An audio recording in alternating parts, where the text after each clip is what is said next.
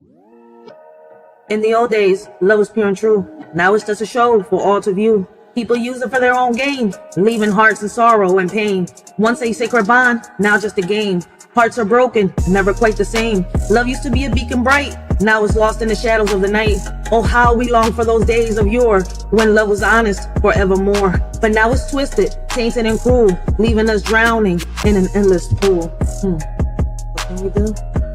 In the spiritual world, all seems bright, but shadows lurk in the dead of night. Half of humanity wears a wicked guise, evil deeds hidden behind virtuous eyes. Beneath the surface, a darkness lies, masks of deceit veiling their lies. In this realm where good and evil collide, the line between them is blurred, hard to decide. So tread carefully in this world so grand, for not all that glitters is gold in the sand. In the spiritual realm where illusions endure, evil and good dance in eternal obscure.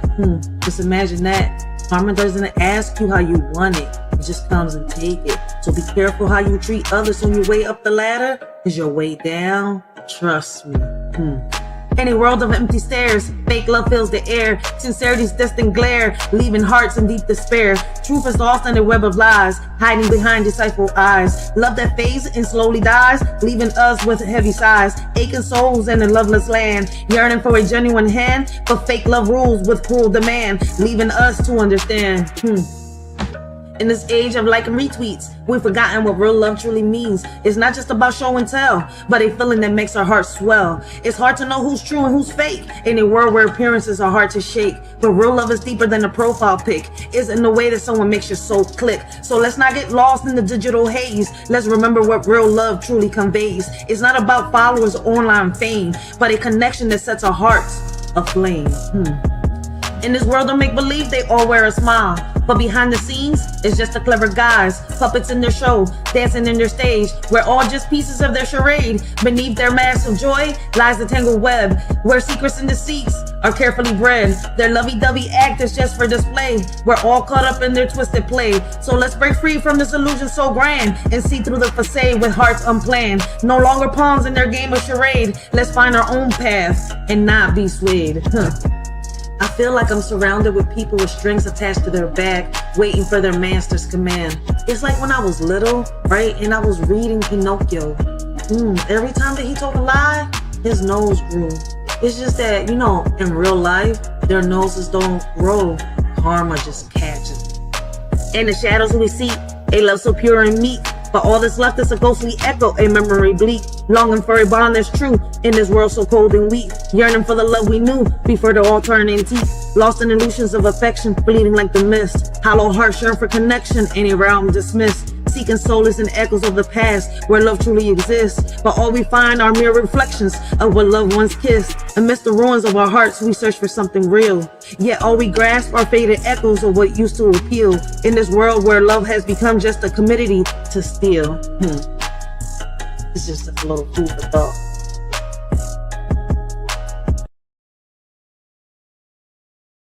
In the face of darkness, I stand tall and strong. With faith as my shield, I'll keep marching on. You may try to bring me down, you may try to silence me, but the warrior in me will never give up. You'll see, through trials and tribulations, I'll keep the fight alive. With courage in my heart, I will continue to strive. You may throw obstacles in my way, try to make me fall, but the warrior in me will rise above it all. My heart won't break, it's a muscle strong. Though used and abused, it still goes on. In this world, it remains humble and kind. Letting go allows me to leave behind. So I bid farewell to what held me down. Embracing the unknown on solid ground. My heart had to release its tight grip. For me to move forward, my soul to equip. Who are we so blind to the truth? Ignoring the facts, we've lost our roots. Loyalty's gone, there's no trust anymore. No need for new friends, we're alone at our core. Staring at the mirror, asking where went wrong. Where's the loyalty, respect, and morals? Long gone. Who are we divided by war? Falling like flies, we can't take it anymore. Bullets flying in the air like the 4th of July. But who we hurting as innocence dies. Caskets for children no longer than 3 feet. Heaven's playground full, God's anger and meats. But no one notices not enough love. Too much hate, it'll take a shattered life to rise above. Who are we so quick to judge and condemn? Why can't we unite and stop killing our own kin? The white man isn't the only one with hate. Let's put our pride aside before it's too late. Forgetting the youth watching, we take a step back. Celebrities aren't the ones who raise our kids on the right track. A world divided, our children suffer and bleed. The solution lies within us. It's time for us to heed. So many ignorant to the facts, they just don't care. But the solution lies within us. It's time to be aware. Who are we to let this world fall? Just take a minute and listen to what I said. It's just a little food for thought. My heart won't break, it's a muscle strong. Though used and abused, it still goes on. In this world, it remains humble and kind. Letting go allows me to leave behind. So I bid farewell to what held me down. Embracing the unknown on solid ground. My heart had to release its tight grip for me to move forward. My soul to equip. Forced to be a woman ahead of time. Never learned what real love was. A crime. Always scared to cross the sidewalk sign. It showed in her heart a defense so prime. Such a loving person full of redemption. How can you love in a world of deception? Where hate reveals evil's cruel intention. But she saw past the dark clouds. A divine intervention. A blessing from above she was chosen to be. Took a lot to get here. Not where she wants to be. Always doubted by everyone. Her motivation. God took her breaking point. A divine revelation. Just when she was about to give up the fight, God said, no, my child, you'll be all right. Took a lot, but the worst is yet to come. She never thought she could do what she's done. Realizing she's blessed with love so true, it was in front of her the whole time. Who knew? Always yearned for a family portrait, her dream. Now she has hers, a team that gleams. In a world where I feel misplaced, thought there was a flaw without a trace. But now I know I'm far from perfect. Just like any soul with love, I'm worth it. My heart beats with a love so strong. Untouched by pain is where I belong. Though it's been torn, it still loves fiercely, never ceases. In the depths of darkness, it found its light. A love that grows, reaching new heights. Through every trial, it only grew bolder. Though scared, it became so much stronger. Now I'm in a place where I finally belong. No longer questioning where I went wrong. With a heart that loves hard, just like the rest, I'll journey forward knowing I'm blessed. My heart won't break, it's a muscle strong. Though used and abused, it still goes on. In this world, it remains humble and kind. Letting go allows me to leave behind. So I bid farewell to what held me down. Embracing the unknown on solid ground. My heart had to release its tight grip for me to move forward, my soul to equip. In this world full of evil, she saw the light. Through dark clouds, her vision took flight. A blessing from above guiding her way. Not where she wanted, but where she had to stay. Always doubted by everyone around, but that pain fueled her. It kept her feet on the ground. Motivation grew stronger with every doubt. She proved them wrong, no room for backing out. She's not where she wants to be just yet, but she's on her journey, never willing to forget. With each step forward, closer to her dreams. In a world full of evil, she shines and redeems. My heart won't break, it's a muscle strong. Though used and abused, it still goes on. In this world, it remains humble and kind. Letting go allows me to leave behind. So I bid farewell to what held me down. Embracing the unknown on solid grounds. My heart had to release its tight grip for me to move forward, my soul to equip. Just listen, take a minute to listen to what I said. It's just a little food for thought.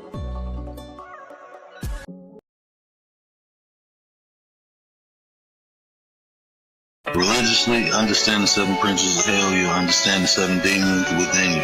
You understand that whole concept. It's a whole metaphysical concept. We ain't go over that, but anyway, so.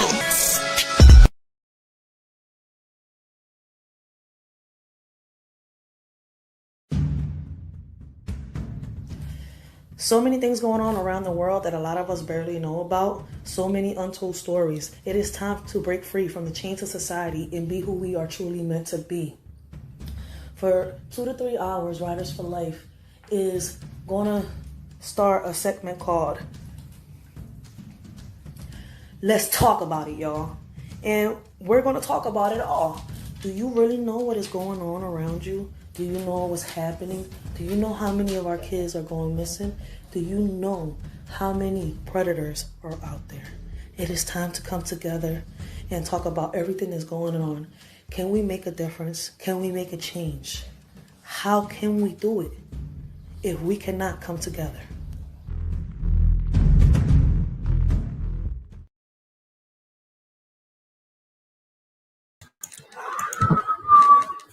Hey, what up, everybody? I hope all of y'all is having a blessed and I got the mic on my ear. Yes, I do. I hope all of y'all is having a blessed and humble evening, night, right? Continue to have a blessed and humble day. This y'all shorty Racheal. I want to welcome all of y'all to the Writers for Life brings to the Let's Talk About It podcast, right?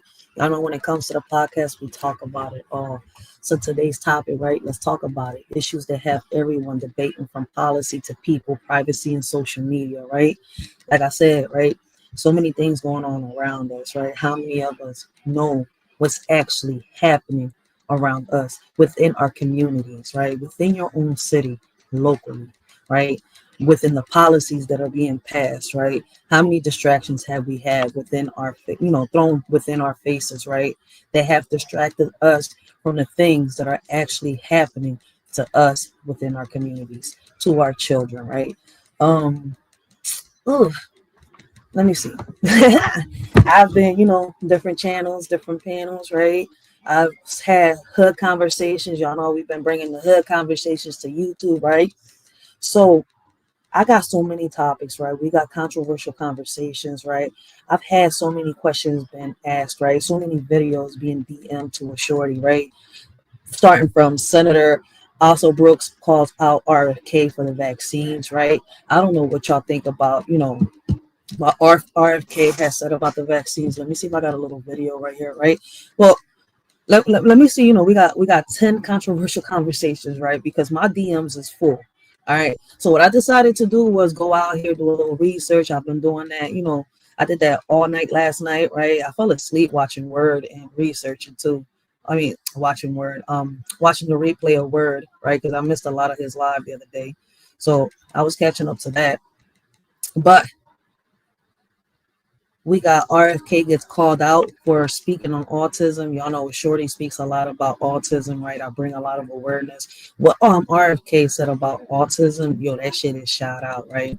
We got should a death penalty be abolished? I would love to hear y'all comments down below, right? Let's get these discussions started, right? These are debates that everybody should they be debates or should we have conversations? That's a question that I'm going to start off with everybody, right? Should these controversial conversations be debatable? Or should they be conversations where we should bring solutions to the table and see what works out, what benefits us, right, in our community, right? The link is also in my community wall for those that want to hit the link and come up, start a topic of your own, man. I'm going to be on this job for an hour, maybe 2 hours, right? But y'all can start a topic, but I'm just letting y'all know the controversial conversations we're gonna be having today. All right, it's the school system failing our students, right? It's the use of surveillance cameras and invasion of privacy. Should the age of voting? This is a crazy one, right? And this is my first time ever hearing this, but believe it or not, it is something that is being debated, something that is going viral right now, something that's trending for some reason, right? Should 16-year-olds be able to vote? As far as I'm concerned, I know that the voting age is 21, right? Should 16-year-olds be able to vote, right? That's another one is, right?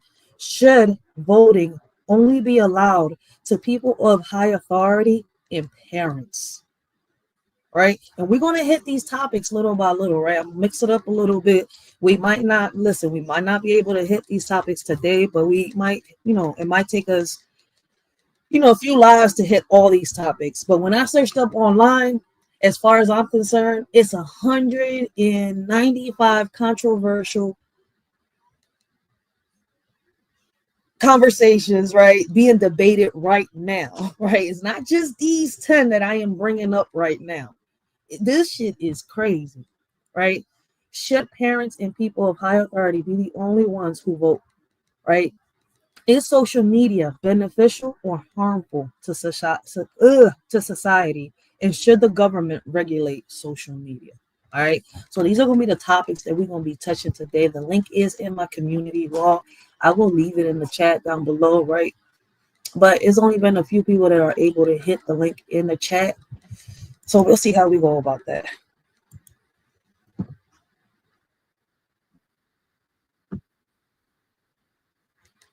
All right, we're going to take you to YouTube. We ain't get no numbers today. All right, so we're going to play the video, right? It says HHS Secretary RFK Jr.'s questionable claims about the cause of autism, right? And before we even get the video started, right, I want to let y'all know, right, just because a child, can y'all hear me? I don't even know if y'all can hear me, but, right, I'm hoping y'all can hear me. But I want to let y'all know, right, just because a child is diagnosed with autism doesn't make this child retarded. It doesn't make this child stupid. I need to fix my cat. Oh, there we go. Right, it doesn't make that child stupid. Believe it or not, a child with autism, right, has a higher IQ than what we do. And it's messed up, right? The only thing is, right, let me tell you this. The only thing is that they see the, how can I say, they see the world a little different from us. Bless his word. How you doing?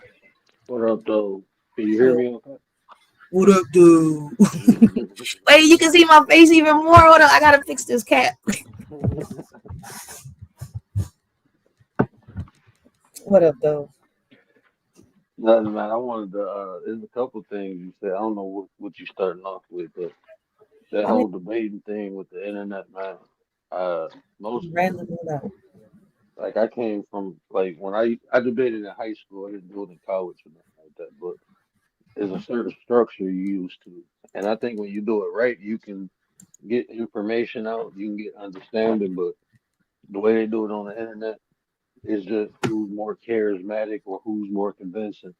It ain't even about the information. So Facts. I don't see That's if we debating something serious on the internet unless the structure is there. I don't think it's beneficial. It's like ego measurement. Like we that's a measure each fact. other egos. That's it. So that's why I don't really deal with it. Waste of Yeah, time. we But the kind of like, discussions, that's where the insight comes from. You know, and then you, oh my bad, I'm looking like, oh, I ain't put no garbage bag in my garbage can. My wife about to kill me. My bad. But yeah, with the discussions, I feel that you can get more information out. Because again, like with that debating, it's like somebody trying to win and trying not to lose. So I mean, it's more of the back and forth versus the information being right. It's more a person being right versus the information. So that's and a I don't fact. really. That's a fact because it's crazy, right? Because if you go like you do a debate politically, right? I don't know if you ever been to like the meetings and shit where you see the the Democrats fight the not fight, my bad, debate the Republicans on certain policies that are going to be passed, right? But on each debate, I've noticed they bring proof behind what they're saying, right? They're either bringing statistics, analytics, right, or something that's happened in the past, right? And with it, along with that, they bring the solutions that they figured out, they've come to conclusion with. But here on social media, it's not like that at all. I feel as though we're debating with no proof behind it, no nothing that we're just like you just said. I'm like, I feel like we're thinking the same. It's just that I've been a little more out there in the political world that it's kind of like, what is we debating on social media? We're not getting nowhere. Half of these people who debating on here, they ain't. I mean, they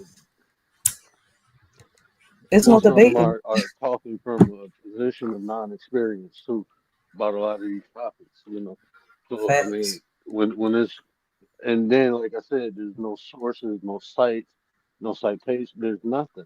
It's just your opinion, and people trying to look up stuff. Nah, man, we got all this. Like when we debate formal, like I debated outside of school when I was like in real life. I'm in Yeah, Michigan. I'm in Detroit, so I used to go down to the Black Madonna, and we used to debate religion all the time, and we had to have our sources. You know what I'm saying? exactly. So I mean, on here it's like people just, you know, it's more about the debate tactics than the information. They more or less trying using that homonym. They using straw mans. I mean, it's more about the tactics of debating versus the actual information. So, like to me, I ain't gonna say it's beneath me. It's just a waste of time. It is because not everything should be debated, especially if you're coming from a standpoint where you're learning or you don't know, or you're just starting to research. I don't know if I'm saying it right, but I'm hoping people understand where I'm coming from. Like, if some of us just go by our opinions and what we think, he say, she say, what I've heard. You see where I'm coming from, and it shouldn't be like that. Then it's not a debate. It really isn't. Yeah, I look and see what's the intention. Is the intention is like people seeking validation, or is people seeking to get information out? Like I in think my there's debate, it's more about the information. I can facts. be wrong and be okay with that. You know, long as it's right, long as the information is right, I can be wrong all day. But that's what I'm saying. They get into the ad hominems, name calling. You know, I ain't got time for that. I'm a grown man. I ain't about to be online screaming at people. Like, I'm straight. That's a fact. But But peep how even certain politicians are starting to do the same thing people are doing on social media. When have you like? Well, I don't know if you been to meetings like that, but have you ever been to these meetings and you seen politicians be so ratchet like they've been recently? It's, I haven't been. I ain't wait, gonna where lie. did they I cuss ain't. each other out? Like I'm sitting here like, wait, where we do this at? Yeah, I ain't been to no. I ain't been to no community meetings in probably about 10 years. But it I wasn't like have, that when I went. I see it on TV. They show it. but I It's go. like That's this why I'm like, this shit society. is crazy. It's like the people who supposed to be influenced, who the people who supposed to influence us. We are influencing. So they think we supposed to be following their lead. Now they following our lead. Is about attention. Facts. And that's why I said the other day, man, like if people come on this joint seeking my validation or the validation of others, you ain't getting my respect. Because at the end of the day, listen, I should be able to validate myself. I don't need you to validate me. For real, for real. If you seek validation, you leave yourself up to manipulation. That's how, I mean, you just leave yourself open to manipulation. So I'm straight on that. Facts. That's why I came on. I tell everybody, I'm here. I'm willing to learn. Like, besides what I've already learned and I'm passing it on, you see where I'm coming from? I'm willing to learn more. Like I'm open minded for that because at the end of the day, I don't know everything. I may have learned this, but damn, same thing. I know there's more to it, and I didn't even know that. At one point, I didn't even think that certain things go as deep as they go, but they do, and everything goes hand in hand, whether people like it or not. I But told you a while back, you was going down the rabbit hole. I said, when you see the truth, when you see what reality actually is, that shit go, it's go shaky. that's a fact. It's go shaky, man. I mean, we got this preassumption that that especially the people with power that they actually care. And when we actually see how they view us, then I mean it's a shock. And you feel helpless for a minute. And then you realize like, you know what, man, I got one life to live. I'm gonna just live it regardless. I just Yeah, take what comes with it, man. that's That's all how you I really feel. can do. That's some real shit. That's how I feel. Listen, before I used to think I never had anything to lose until I started losing, and they be like, "What you mean by that?" Listen, just because listen, I'm blessed I got my kids. You see where I'm coming from? But Hmm. I've lost things that have been dear and near to me. My brother, my kid's father, my mother. So I was like, imagine I'm like, I've lost them and the pain is deep. I just don't show that. You see where I'm coming from? But I cannot sit here and picture myself losing what other women have lost that have make them hit rock bottom and can't pick themselves up. And you know what that is. You're a father yourself. So I do have something to lose, and I walk cautiously now. At one point, I walked like I was walking on fucking fire, and I ain't care. That's why I tell people be grateful for what you have, because that shit can be gone tomorrow. You know what I'm saying? Facts. Just be grateful. Be appreciative. Enjoy life, man. I mean, life ain't all peaches and cream, so take the good and respect the bad, man. And that's a fact. That's why I was like, listen, man, I just talk about my life experiences. I could sit here and review and react. At the end of the day, right? All I can see here is try. And those that are willing to, sit here, have the conversation, willing to make a change, those are the ones that, we keep going forward with. Those that don't want it, that's on them. Like I was told at one point, the door's right there. Just make sure the doorknob doesn't hit you or the good Lord split you. You know what too, right? What you doing, what I do, I had to like before I even started, my channel, I was, it's this ideology I have, right? I Hmm. look at classrooms and then I look at stadiums, right? They always put more seats in stadiums than classrooms because people rather be entertained than educated. So just keep that in mind.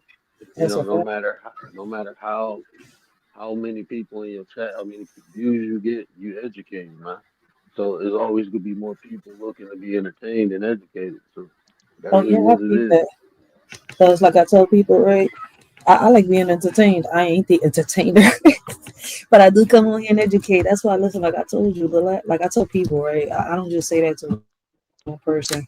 I'm not on here, right? Like my intentions when I first came on here wasn't to get monetized. It took a lot of people to even convince me. I was really on here to bring awareness. Like when you're about to lose your child to the system, that makes you see the whole world a different way. And everybody that knows me knows I started off like that. So it's like I'm gonna continue to keep doing this. Fuck the entertainment. Like I am goofy. You see where I'm coming from? I could, joke around. But at the end of the day, that's not what I came on here for. And I say like entertainment is a part of life that we do need. Yeah, Sometimes the distraction is good. It's just too much, like anything else. Too much of it is bad. So facts. that what I say, I educate, motivate, inspire, and I have fun while I'm doing it.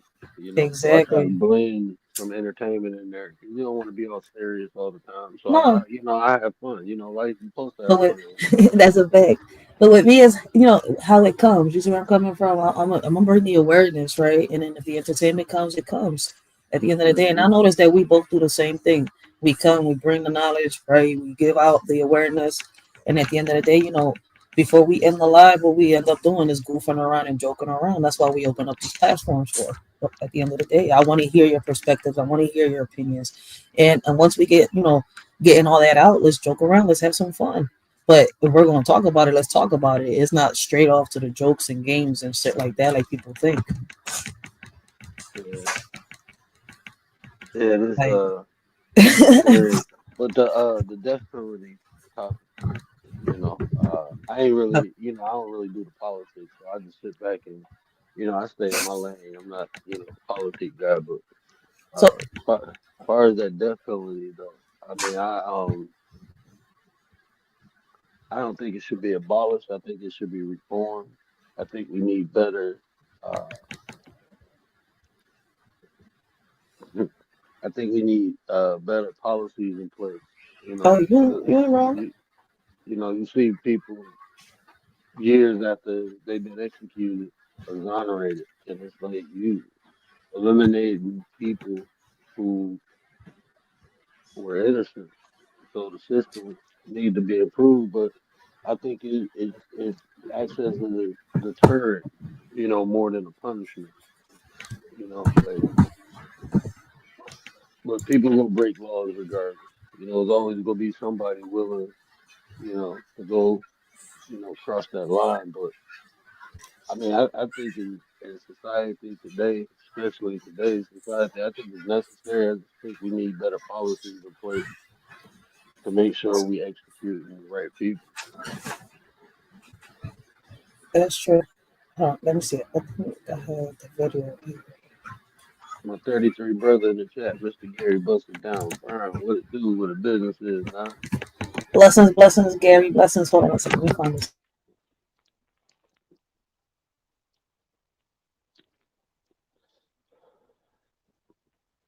Yeah, I mean, I think, yeah, I just think it need to be better policy.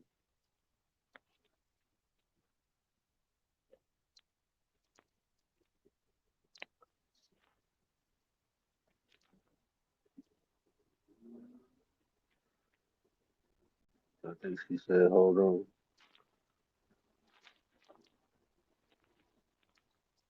Yeah, I was looking for a video. Hold on. I'm about to put it on.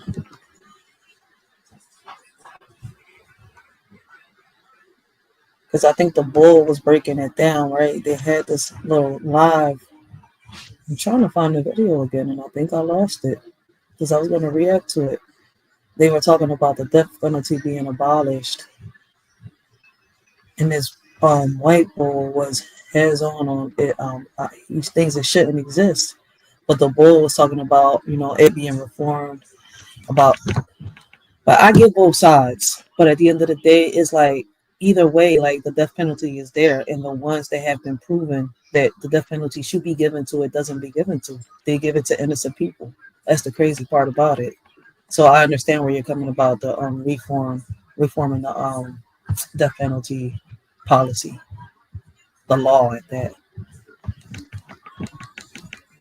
I mean, the laws we have, I mean, the way people are convicted.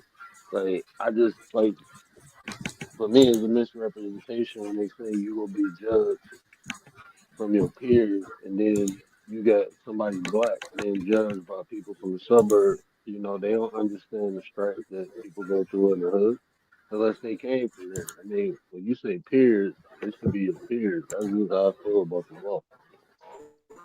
So a lot of times people already go in with bias, you know, assuming people guilty. I don't know, man. It's just I try not to put myself in position to be judged by nobody. Exactly.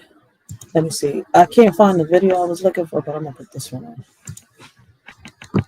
because it's really a whole debate that's going on. I'm sitting here, I'm like, wait, what's going on? Like, and I think on one video, I can't play this video. Hold on, I have to look for another one. This one's PBS Kids. It And was honestly, even that, bro, like the shit people debating, it's like they got no power or influence to actually make an impact on it. Let's talk about things we can actually accomplish. Let's debate that stuff. I mean, facts. you know, if you're a politician, yeah, you should be debating.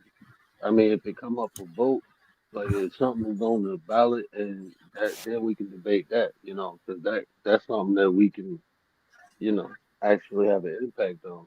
So we can get clarity and understanding on what we're voting for. But if it's just something that we have no control over, man, you wasting time. That's some real shit. Let me see. I think this is mine.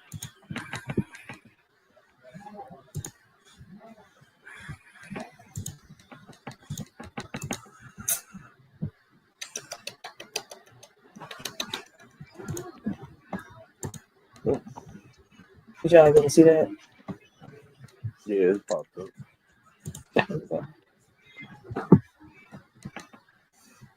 I don't know why my computer lagging today. I don't know if it's because it's raining in or what. America.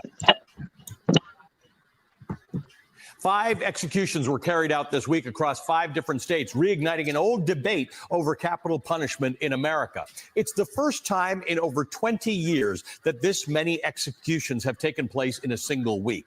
America's use of the death penalty has long been controversial because it's been plagued by errors and accusations of racial bias. And this week, the cases are no exception. Of the 5 executions, 2 raised significant doubts about the individual's guilt. 2 others highlight how the death penalty disproportionately targets low-income and vulnerable populations. 3 of the 5 people executed were Black, fueling ongoing concerns about the role of racism in the administration of executions.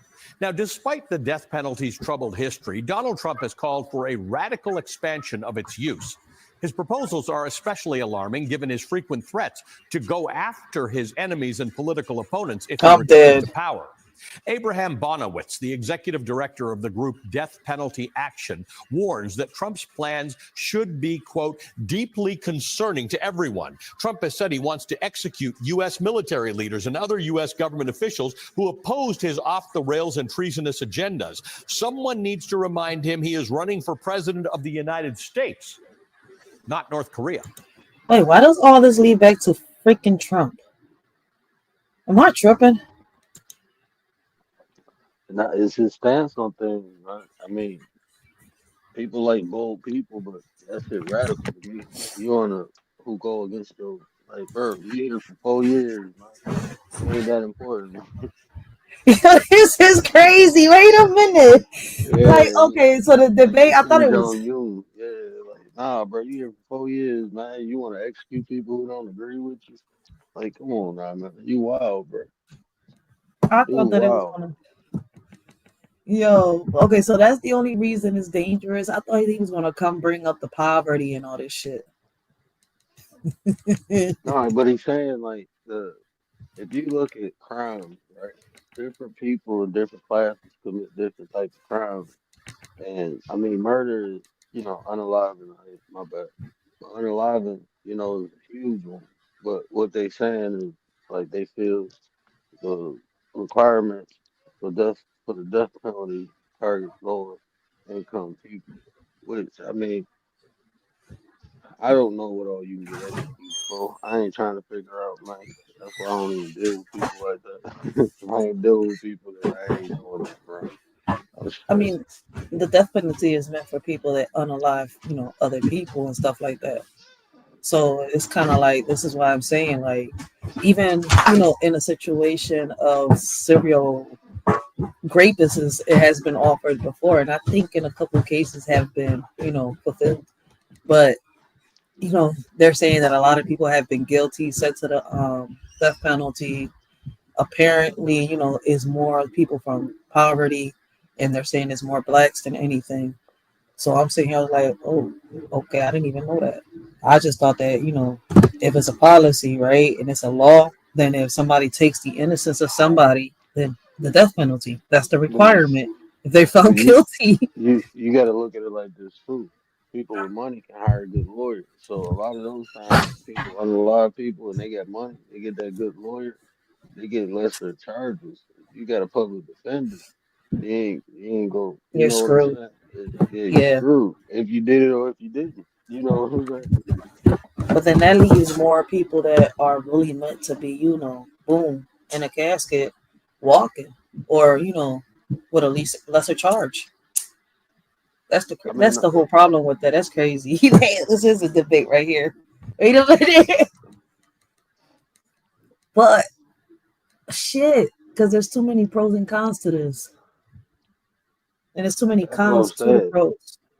Like to fix the death penalty, you have to fix the justice system in whole, the way people get represented. Like man, if you Yeah. really knew that how lawyers work with prosecutors, man, it'll blow your mind, bro. That shit'll blow your mind, man. No, I kind of get the picture and the idea because I've been researching on that, John, to the point where I do know that the judicial system isn't an American thing. It started off in, I think it was London, if I'm not mistaken, and everything, like everything is really over there. Like it's just crazy. It's hard to explain, really hard unless I had a little video that I could, piggyback off and then break it down. But yeah, but I do know that the Supreme Court and all that shit, everything is in London. Like I don't get this shit, but I mean, what you go do? I mean, you got somebody who idolized a lot of people, and you can prove them guilty. You know, without reasonable doubt. You just go lock them up for the rest of their life. I mean, they that's might unalive somebody in the jail. You know what I'm saying? If they about real that life. shit.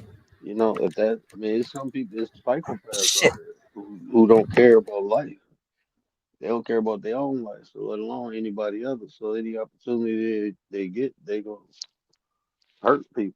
So I mean, those people should be walking around. I mean, my tax dollars should be. Nah, I'm straight. Get them out of there. Make room for some. I mean, shit. I just feel as though, like, if they did their job right, the judicial system, and stop playing games with people's lives, like they do with the lawyers and shit. Because to me, it's like, listen, I'm sorry, whoever got the more money, shit like that wins at the end of the day. And lock up these motherfuckers, and the ones that are really guilty, like I said, if they deserve not to be here no more, that's what it is. That's how it should be. But unfortunately, it's all about the buck. Who's got the bigger Go buck? follow the money. Follow Real the shit money. on some Chain McMahon shit. Bling bling ching ching. Money, money, money, money. That's what it is, man. That's the god of this world, man. Unfortunately. Yeah, I mean, all this is like, you got RFK talking about the kids with autism ain't shit, that they can't, have regular lives. You see where I'm coming from? Like this thing is becoming a game in the politics. Like I'm sitting here like, how could he sit here? I'm like, I get it though, but at the end You of the got day, it's like you getting all this lashback now. You sitting here saying the kids with autism can't do nothing. They can't become doctors. Basically, he's saying that they're a waste of space. right. You got. I'm like, these I believe. politicians, yo. Didn't Albert Einstein have autism or ADHD? He had something. I think He Albert couldn't even Einstein tie had his damn both. shoes. He couldn't even match his color socks. I mean, just because people are deficient in one area in life don't mean they can't offer things in other areas of life. A lot of them autistic kids, they if you find what they enjoy, they become geniuses. They be They are. geniuses in that field. Like my nephew, man, I don't. I mean, nobody. He taught himself how to edit, like do this whole YouTube thing. I mean, anything with electronics, the boy is like is man. He's good. He a genius with, but you know, he deficient in other areas, and that's okay. We all truly are. You know what I'm saying? We all fall short in different areas in life. That's true. It's like my son. He got diagnosed with the Asperger's, and with him, it's everything electronic.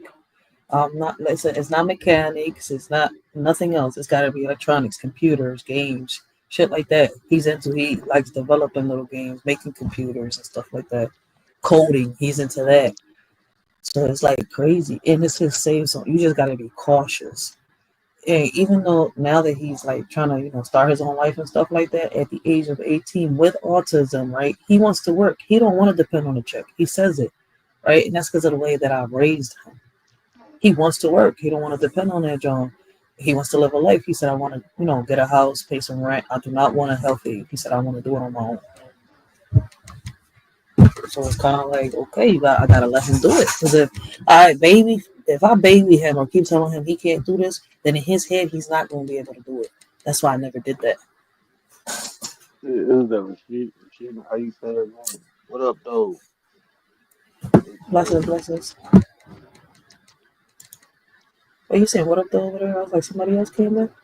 Blessings is me, Miss Rashana. Yes, it's me, Miss Rashana came in. Blessings. I saw her. My phone, the words little, I can't see it. I just say this is me. I made that up. But listen to what he got to say. Like, if kids with autism can't amount to nothing.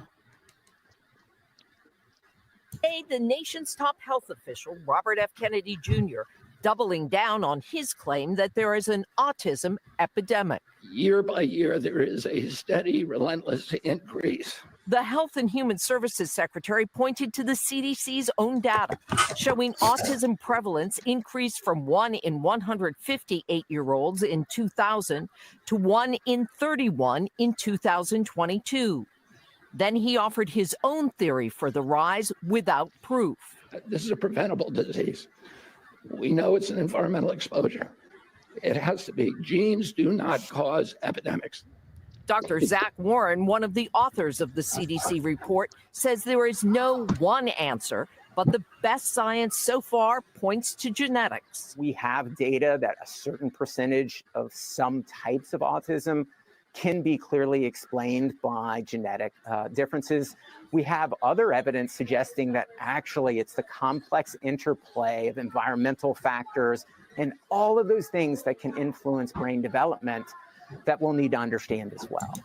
All right, for those of y'all that don't understand, basically, genes, yes, it could be, passed on down by genes. It could also be passed on down by the foods, the atmosphere that's around y'all kids, right? Lead poisoning, something in the water. You see where I'm coming from? Something in the environment, the paint in your house, mold. You see, like, red dye 40 has also been linked to kids getting autism. So there's so many reasons why a child can have autism, but it doesn't mean that they're stupid or retarded. And for those of y'all that don't know, their IQ is higher than the average person's IQ. I'm sorry, that's why I sit and laugh. Like if y'all was to sit here and have a conversation with an autistic kid, you'll be like, damn, what? Miranda, what up, man? Lady in the 9 in the building. Commander, what up, man? Oh, my voice came back. This is what I'm saying. These are the people who are power. Back in the day when I was young, man, these people you looked up to, these people you strive to be like, and nowadays you got, these people ain't better than the common person walking down the street. You got this dude saying some crazy stuff, huh? It's about what people can do. Yeah. That's where we at now, society. What do you have to offer? If you ain't have nothing to offer, then that's wild. You survive life, Let me ask you this question, right? Not because if it was us spreading misinformation, there'll be consequences behind that shit, right? Especially on social media, you'll get a channel strike down and stuff like that. Do you believe that public figures should be held accountable for spreading misinformation about autism or any other type of, any other type of diabetes? I could just go down the line. Man, if we have a law, it should be nobody above it. what's the point of having it? You know, Yeah. if you get punished, anybody should get punished. You know, that's just how it should be. I mean, ideally, but reality is that's not how it is. So, but I definitely agree with that. They Do should you? be held accountable, What is your especially a opinion? person with influence. That I mean, Facts. just the position you have is influence itself. So I mean, they be saying some crazy stuff. I mean, and that's what the people. Oh, that's people speaking their mind. Nah, man, ain't how it's supposed to be. We Facts. don't need your Uh, opinion. You're in a position. We need your facts. With the status you in, we need facts. You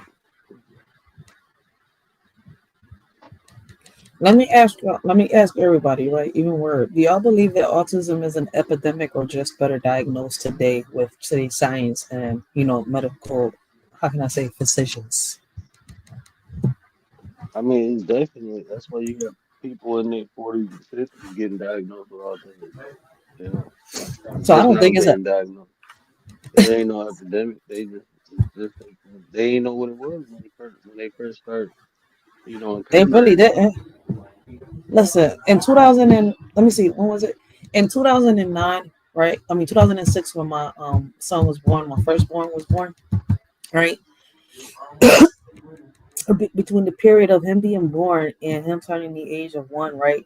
He was fast, right? I just thought that my son was a fast learner, right? You're telling me that somebody, 3 months is already sitting up. You see where I'm coming from? At 4 months, he's already trying to crawl. 5 months, he's already crawling, standing up. 6 months, he's already taking his first steps. By the age of 1, he's not walking, he's running, already using the potty.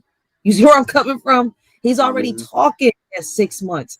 I thought it was something normal. Mind you, I'm 17 years old, going on 18. You see where I'm coming from? So I didn't think of it. I just thought I had a smart ass child until he started getting a little older.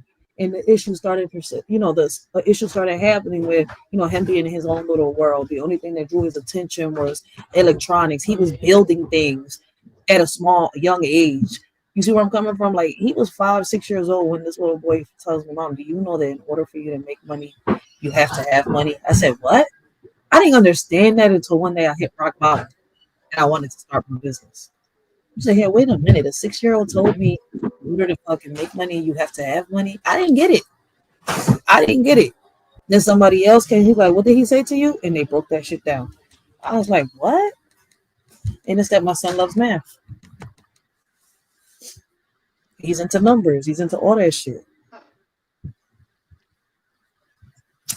That's crazy. Like I'm sitting here, I was like, I'm young myself. Like, wait. He's just a little kid. My son is here answering questions and saying things that I should already know. So is they stupid? No, they're not. That just lets you to know that their IQ, their intelligence is, I'm gonna say it's better than ours, right? You get offended, right? At the end of the day, some of us average humans don't got the IQ to understand how to even clean our own answers right at the ages of 35, or how can I say fully mature? Sorry, blessings, mouthpiece, blessings. I didn't mean to say that. Mouthpiece, what True. up, bro? Like some of us at 35 haven't even matured, but you got these kids at that age already maturing and understanding things. Be proud, cherish that shit. Don't bash it or bring it down. Hey, right, let me jump down real quick, but I'll be in the chat a Good. little bit. I appreciate you letting me up, so I appreciate you for blessing the panel. I appreciate you guys. Make sure y'all go check out Word, man. Great conversations, great topics, man. Y'all won't disappoint. Y'all won't be disappointed. And trust and believe anything you ask him, he'll break it down like if you're in kindergarten. And unless you check him out, you won't know it or you won't believe it. So hey, but I appreciate your Word. for sure. Shout out Shout to out you, to the chat. Pete, and your Shout little out to one you, too. Ray. Keep bringing it. So keep bringing it. Stay on their neck. Definitely for sure. But yeah, man, like it's just that I get tired of people making kids with autism like if they're nothing. Like, listen, I'm a mother, right? I'm a proud mother of a child with autism. My son's 18 years old, and at the end of the day, right, I could sit here and I could honestly say that there are certain things that I'm not ashamed of him knowing more than what I do. Why should I feel bad because my son's, has figured something out faster than what I have? There's no shame in my game. My son knows something more than I do. Shit, what the fuck? I'm not embarrassed. I'm glad. Listen, if anything, it's just like, oh shit, Ray, what is you doing wrong? Like, hey, come on, check your sources. What did you misread? What did you misunderstand? Ask some questions. I don't care if you're 35 years old, man. Listen, if your granddaddy was alive right now and you ain't asked no questions, he'll. Mija, ¿qué te está pasando? Pregunta. No sientas vergüenza. Habla, dime, ¿qué tienes en la cabeza? ¿Qué es lo que tú me quieres preguntar? On some real shit. I mean, I know I sound like a chipmunk, right, in Spanish, but my grandpa had this husky voice, a real husky voice. He was this cute old man, this real cute old man. Shout out to Primitivo Rodriguez. Shout out, man. He have peace in paradise, yo. And I'm glad. Listen, I may have not had a father in my life, and it took me a minute to understand that my grandfather was my male role model in my life. You see where I'm coming from? I ain't had that father's love, but I sure as hell had that granddaddy's love, man. I appreciate that, man. For real. Like, I'm telling y'all. But we shouldn't be bringing these kids down. But let's finish listening to the video, and then I'm gonna finish giving y'all my input, my opinion, right, my perspective. Link is in my community wall for anybody that does want to hit it, right. Have a conversation with the shorty with a shorty with the topic that's in hand, or start a conversation of your own. Is it a preventable Blessings, disease? I think it's really challenging to answer. Blessings, mouthpiece. Damn, I don't even know if I said blessings to mouthpiece already, but blessings, it's Akimi, blessings, Commander, blessings, Gary, bust it down. Let me see who else is on here. Blessings, it's me, Rashana. Guys, can somebody please leave the link down to It's Me, Rashana? She's got some great content, yo. Go check her out. I met her today on Be Encouraged with Maritza. Great conversations, great topics, right? I haven't seen her live, but I've seen her videos, right? I just seen her channel today. So can somebody please leave her link down below, right? Blessings to Miss Chicago and Word, everybody that's in the chat. Big shout out. Blessings to Hassan. I appreciate all of y'all that's in here today. Blessings. To that question, because autism isn't actually a single thing, right? Autism is a word that we use as a best attempt to capture a wide variety of wonderfully unique children with strengths, developmental vulnerabilities. And Kennedy painted a bleak picture for those with autism. And these are kids who will never pay taxes. They'll never hold a job. They'll never play baseball. They'll never write a poem. They'll never go out on a date. Sam Branson has a PhD in physics and is an autism researcher. Both Sam and his 7-year-old son have autism. We have, I think, vibrant futures. And yeah, to hear someone who's a government official, calling us an epidemic and essentially labeling us as negative outcomes is quite harmful. Secretary Kennedy says the government will study what he says are potential factors such as mold, pesticides, and food additives. He promises to follow the science and says he expects to have some answers by September. Tom? And so many families following this back and forth. All right, man. We thank you for that. Thanks for watching. Stay updated about breaking news and top stories on the NBC News app or follow us on social media. I dropped from 198 to 147 in just a few weeks, and all I did was make the real pink salt recipe. I started using this 3-ingredient pink salt recipe last month, and I had to stop because I was losing all my clothes way too fast. My doctor literally told me to eat more burgers and not go to the gym, just so I wouldn't have to toss out my entire wardrobe. To give you an idea, I dropped 3 pant sizes in a single month. My mom got teary-eyed when she saw me in a fitted medium. My bad. I had to answer a call. But I don't know if y'all peeped it, right? Scroll up to it. I'm in no hurry. Today, the nation's top health official. I want y'all to peep how he said that kids with autism cannot grow up to They'll never hold a job. Never pay taxes. They'll never hold a job. For those with autism.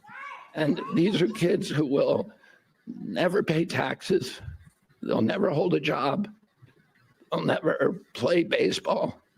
They'll never write a poem. They'll never go out on a date. Sam Branson. And you know what's crazy? I mean, for him, he should know better. As a politician, he should know better because look it up. There's a bunch of kid celebrities, right? Especially a lot of these Disney kid celebrities, right? Majority of them got autism. There's a lot of doctors that have autism. Y'all know that the majority of these surgeons have autism, some type of autism. Have y'all ever seen a show come on air? And I'm not sure if it was on ABC or CBS, right? And there's a show called The Good Doctor, right? And in this show, they show you that kids, right, with autism can grow up to become way more than what we expect. And for him to sit here as a politician, as an influencer, as a leader of our community, right, of our communities, and sit here and say that our kids with autism will never amount to something, shows us who he really is. And it's crazy. We're in 2025, and the majority of these politicians we thought was one way are little by little exposing their true colors. And guess what? There's not enough tape in this world to censor me. And there's not enough rope in this world to tie me down. I'm going to keep speaking because I'm somebody that's, listen, like I tell everybody, I'm a woman, right? That, how can I say, I stand for something, but I fall for nothing. So I'm going to keep fighting for what I believe in.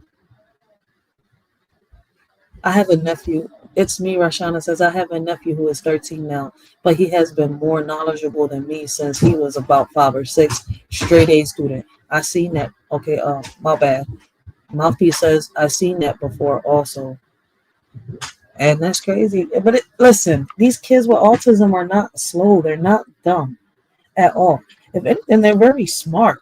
And I wish people understood that. Like, I don't know why they keep judging them because of a mental condition. Listen, the only problem that kids with autism have, right, is that, how can I say, their world is not the same as our world, right? They view the world a little differently. You see where I'm coming from? And there's different tiers to autism, right? You got Asperger's autism, right? Then you got autism. I forgot what's the other names of the autism, right? But there's different tiers to autism, right? And Asperger autism, right, is one of the tiers where a child can have autism and you can't tell that they have autism. That's the crazy part. Like,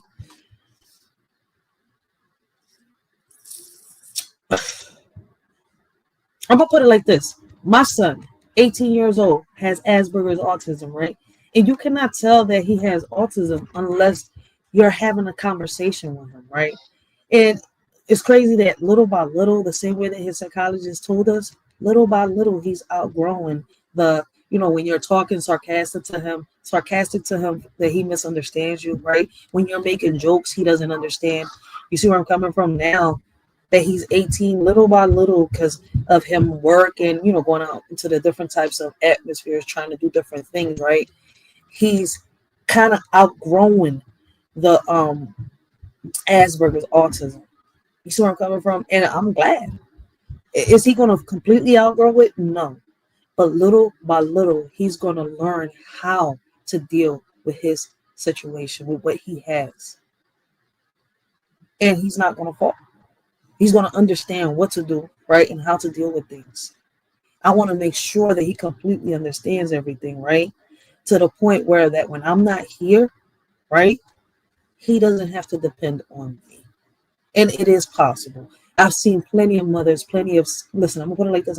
I've seen plenty of single mothers and plenty of single fathers out there that have raised kids on their own, right? And a lot of them have sat here and have, how can I say, started programs to help other parents out within communities, right?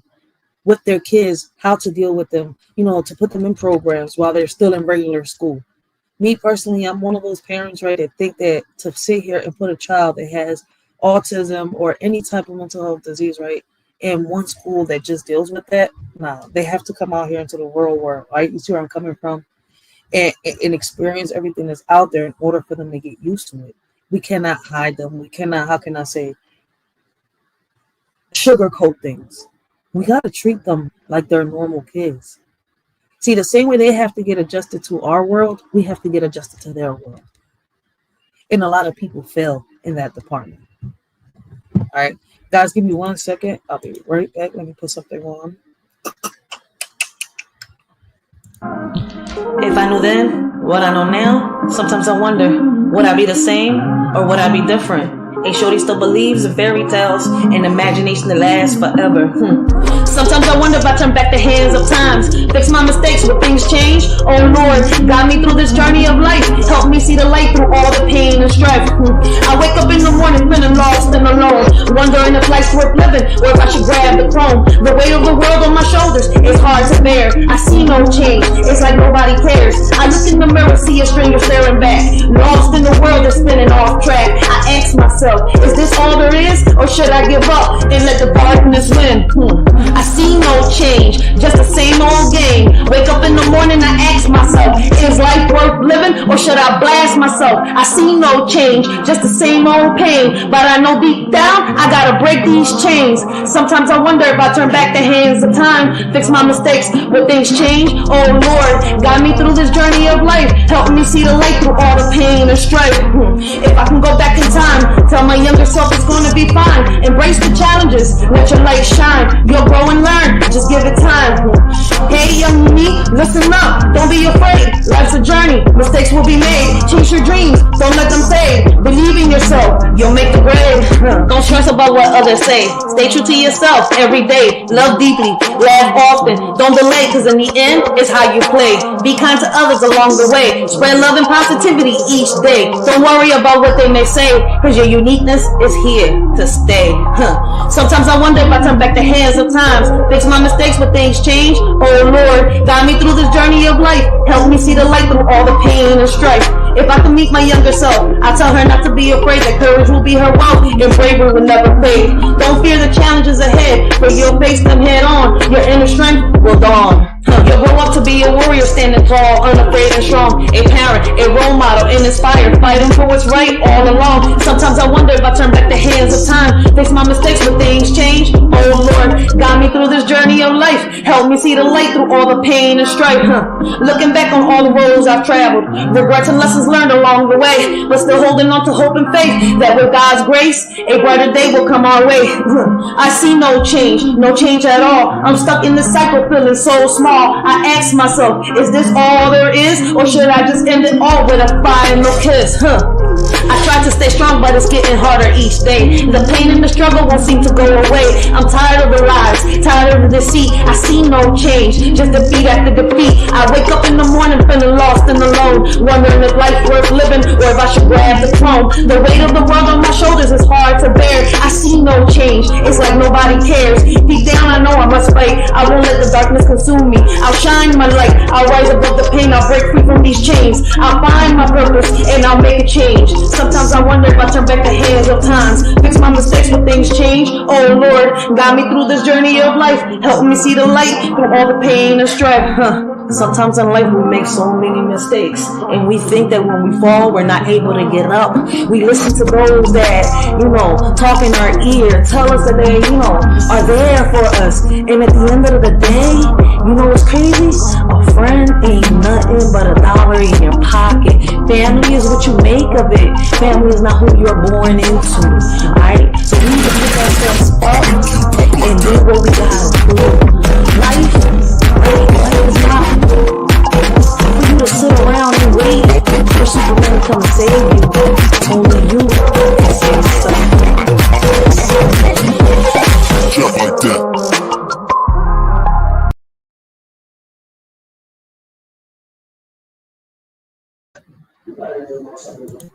Alright, my bad. I had to do something real quick.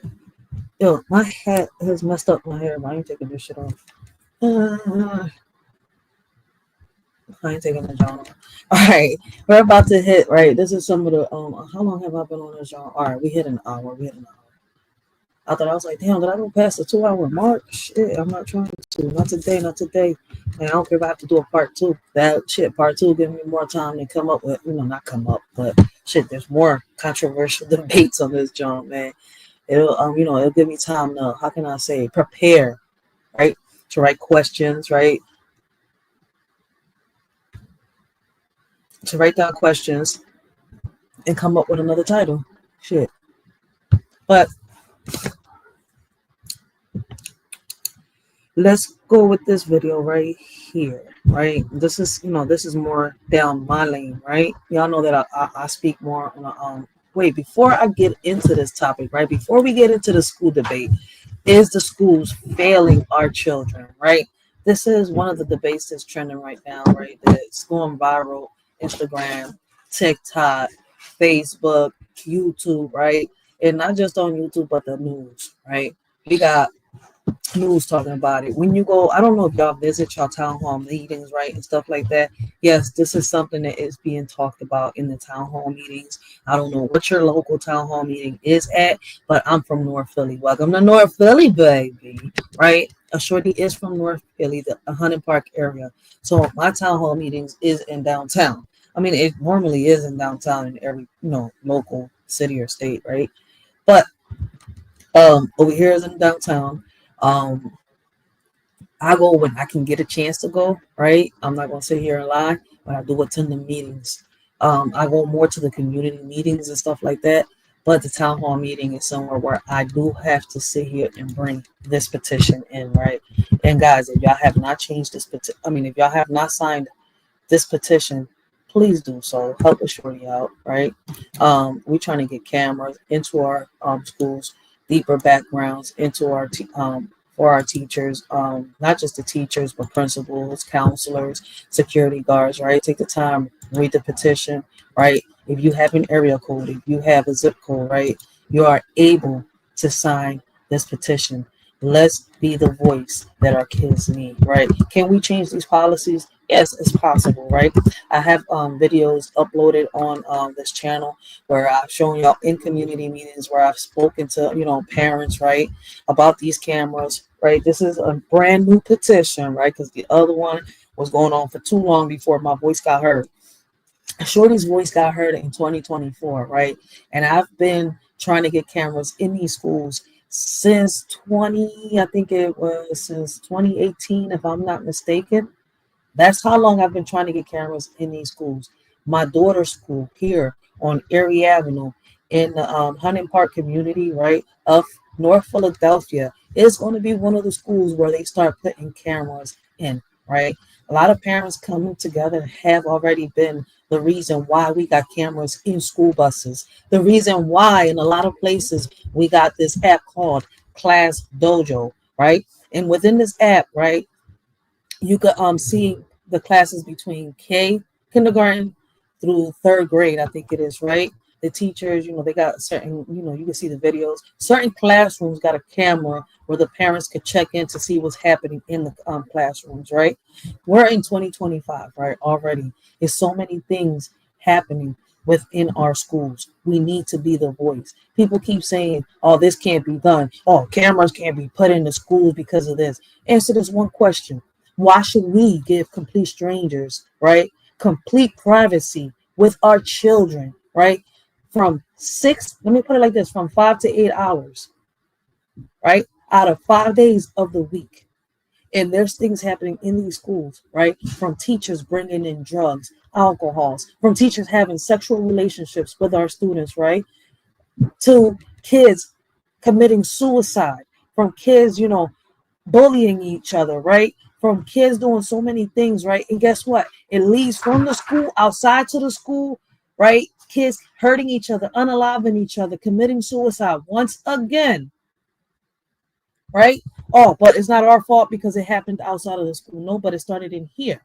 Oh, but there's no proof of that. There's so many reasons why all this is going to benefit. If y'all check the petition, which I am going to leave in the link down below, y'all will read what it is that a shorty demands, right?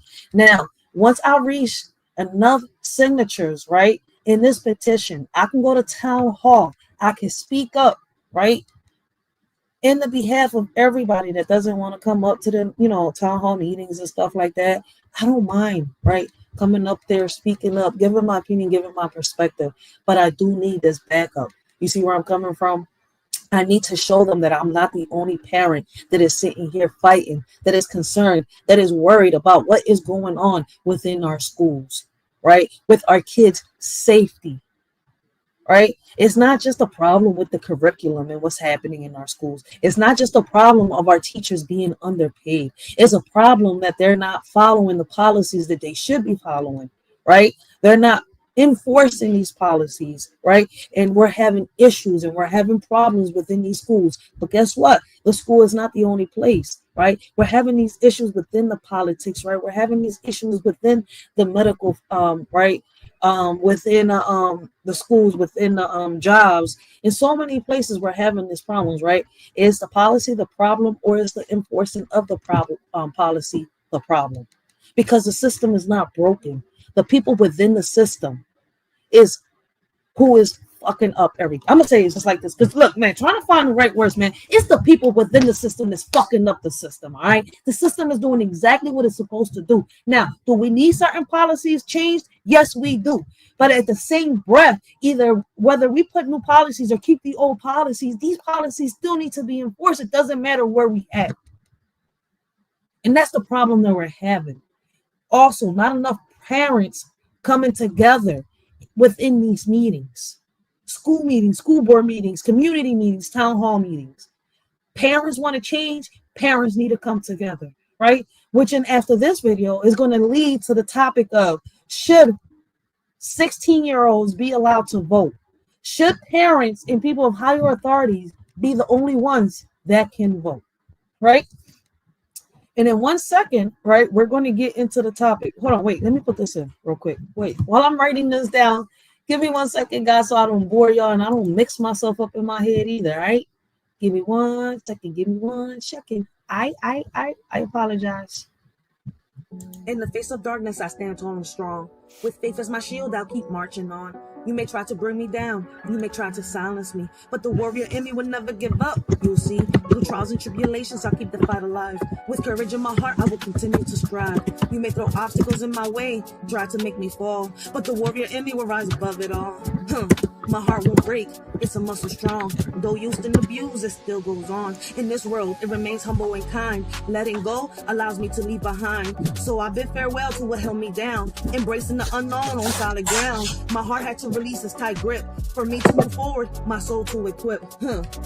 Who are we so blind to the truth? Ignoring the facts, we've lost our roots. Loyalty's gone, there's no trust anymore. No need for new friends, we're alone at our core. Staring at the mirror, asking where went wrong. Where's the loyalty, respect, and morals? Long gone. Who are we divided by war? Falling like flies, we can't take it anymore. Bullets flying in the air like the 4th of July. But who we hurting as innocence dies. Caskets for children no longer than 3 feet. Heaven's playground full, God's anger and meats. But no one notices, not enough love. Too much hate, it'll take a shattered life to rise above. Who are we so quick to judge and condemn? Why can't we unite and stop killing our own kin? The white man isn't the only one with hate. Let's put our pride aside before it's too late. Forgetting the youth watching, we take a step back. Celebrities aren't the ones who raise our kids on the right track. A world divided, our children suffer and bleed. The solution lies within us. It's time for us to heed. So many ignorant to the facts, they just don't care. But the solution lies within us. It's time to be aware. Who are we to let this world fall? Just take a minute and listen to what I said. It's just a little food for thought. My heart won't break, it's a muscle strong. Though used and abused, it still goes on. In this world, it remains humble and kind. Letting go allows me to leave behind. So I bid farewell to what held me down. Embracing the unknown on solid ground. My heart had to release its tight grip. For me to move forward, my soul to equip. Forced to be a woman ahead of time. Never learned what real love was. A crime. Always scared to cross the sidewalk sign. A shield in her heart, a defense so crown. Such a loving person full of redemption. How can you love in a world of deception? Where hate reveals evil's cruel intention. But she saw past the dark clouds. A divine intervention. A blessing from above she was chosen to be. Took a lot to get here. Not where she wants to be. Always doubted by everyone. Her motivation. God took her breaking point. A divine revelation. Just when she was about to give up the fight, God said, no, my child, you'll be all right. Took a lot, but the worst is yet to come. She never thought she could do what she's done. Realizing she's blessed with love so true, it was in front of her the whole time. Who knew? Always yearned for a family portrait, her dream. Now she has hers, a team that gleams. And they were often misplaced. Thought there was a flaw without a trace. But now I know I'm far from perfect. Just like any soul with love, I'm worth it. My heart beats with a love so strong. Untouched by pain is where I belong. Though it's been torn, it still loves fiercely, never ceases. In the depths of darkness, it found its light. A love that grows, reaching new heights. Through every trial, it only grew bolder. Though scared, it became so much stronger. Now I'm in a place where I finally belong. No longer questioning where it went wrong. With a heart that loves hard, just like the rest, I'll journey forward knowing I'm blessed. My heart won't break, it's a muscle strong. Though used and abused, it still goes on. In this world, it remains humble and kind. Letting go allows me to leave behind. So I bid farewell to what held me down, embracing the unknown on solid ground. My heart had to release its tight grip for me to move forward, my soul to equip. In this world full of evil, she saw the light. Through dark clouds, her vision took flight. A blessing from above guiding her way. Not where she wanted, but where she had to stay. Always doubted by everyone around, but that pain fueled her. It kept her feet on the ground. Motivation grew stronger with every doubt. She proved them wrong, no room for backing out. She's not where she wants to be just yet, but she's on her journey, never willing to forget. With each step forward, closer to her dreams. In a world full of evil, she shines and redeems. My heart won't break, it's a muscle strong. Though used and abused, it still goes on. In this world, it remains humble and kind. Letting go allows me to leave behind. So I bid farewell to what held me down, embracing the unknown on solid grounds. My heart had to release its tight grip for me to move forward, my soul to equip. Just listen, take a minute to listen to what I said. It's just a little food for thought. In the face of darkness, I stand tall and strong.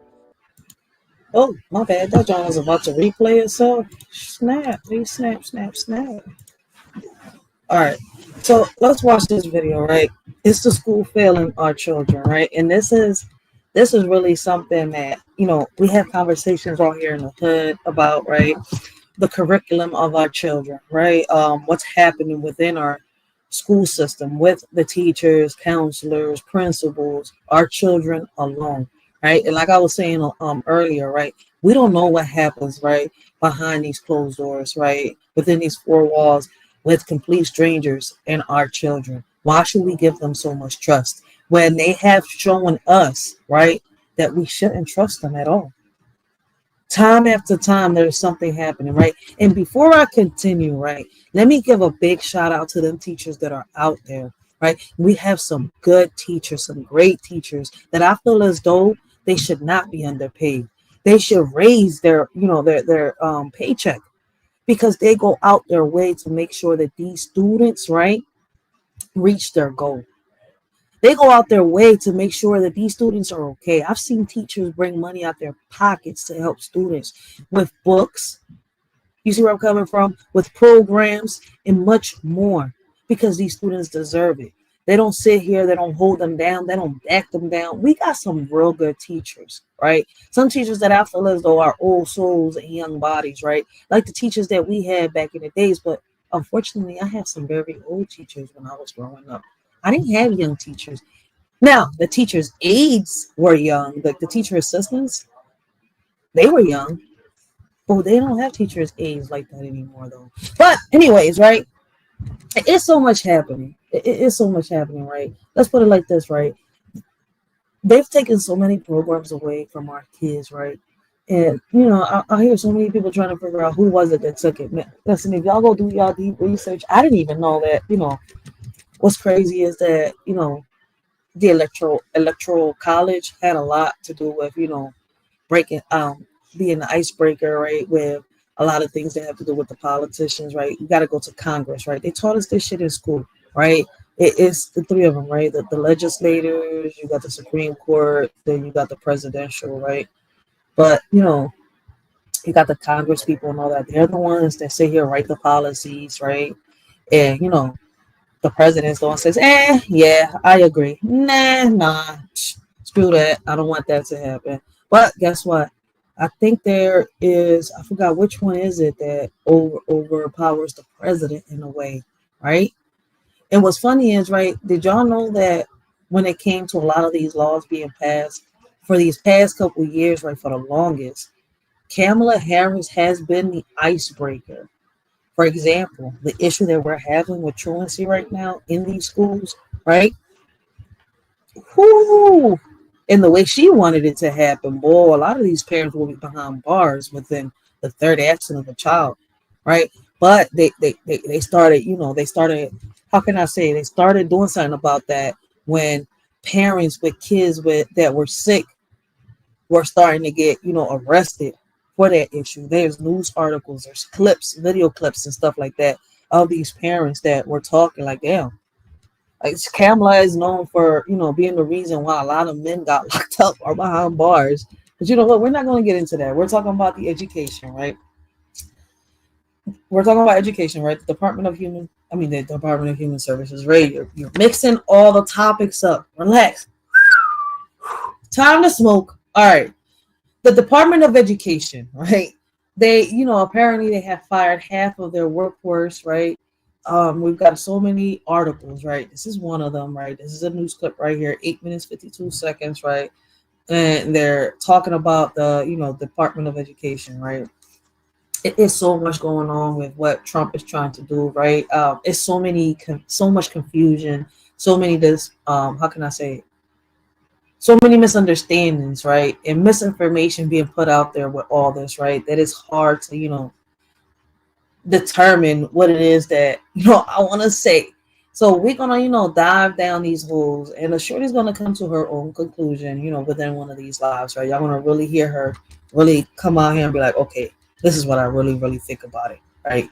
Because within these past 2 months, everything has been, I've been getting questioned from left to right what I think about this. How do I feel about that, right? And it's kind of like, oh, wait, let me take the time. Let me, because I do love doing this, but I've been a little caught up, all right? So let me take the time, right?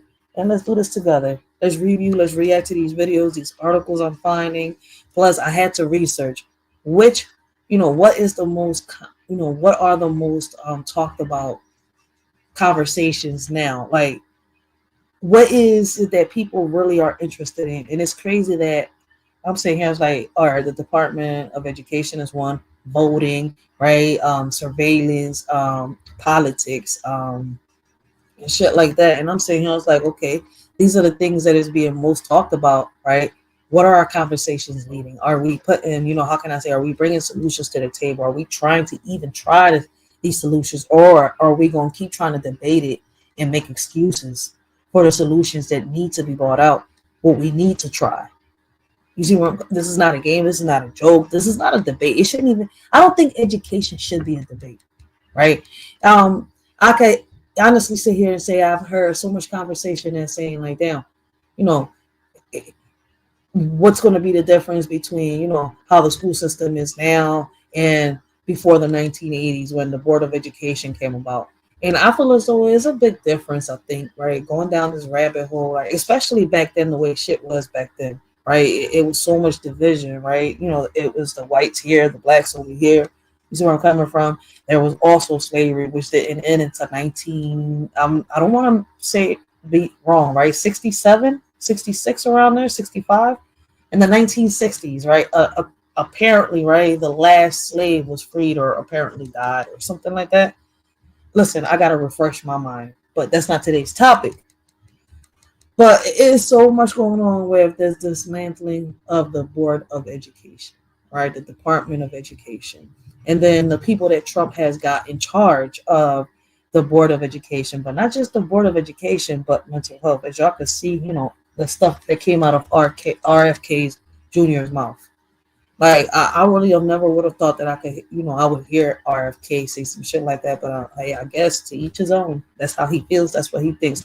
But let's watch this video real quick. Before I do, let me hear the comment. Let me see the comments real quick. My bad.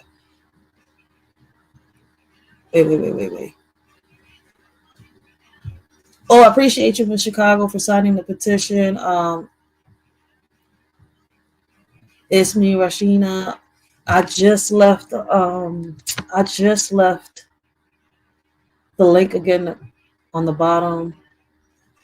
Next show we're gonna cook on that. What we cooking on, Mouthpiece? I love the way Mouthpiece speaks, show. He been bringing up some good ass topics, show. I be watching him. Like, I be trying to share as much as I can. Like, when I'm on go, I can't share this, and I haven't had my phone, right?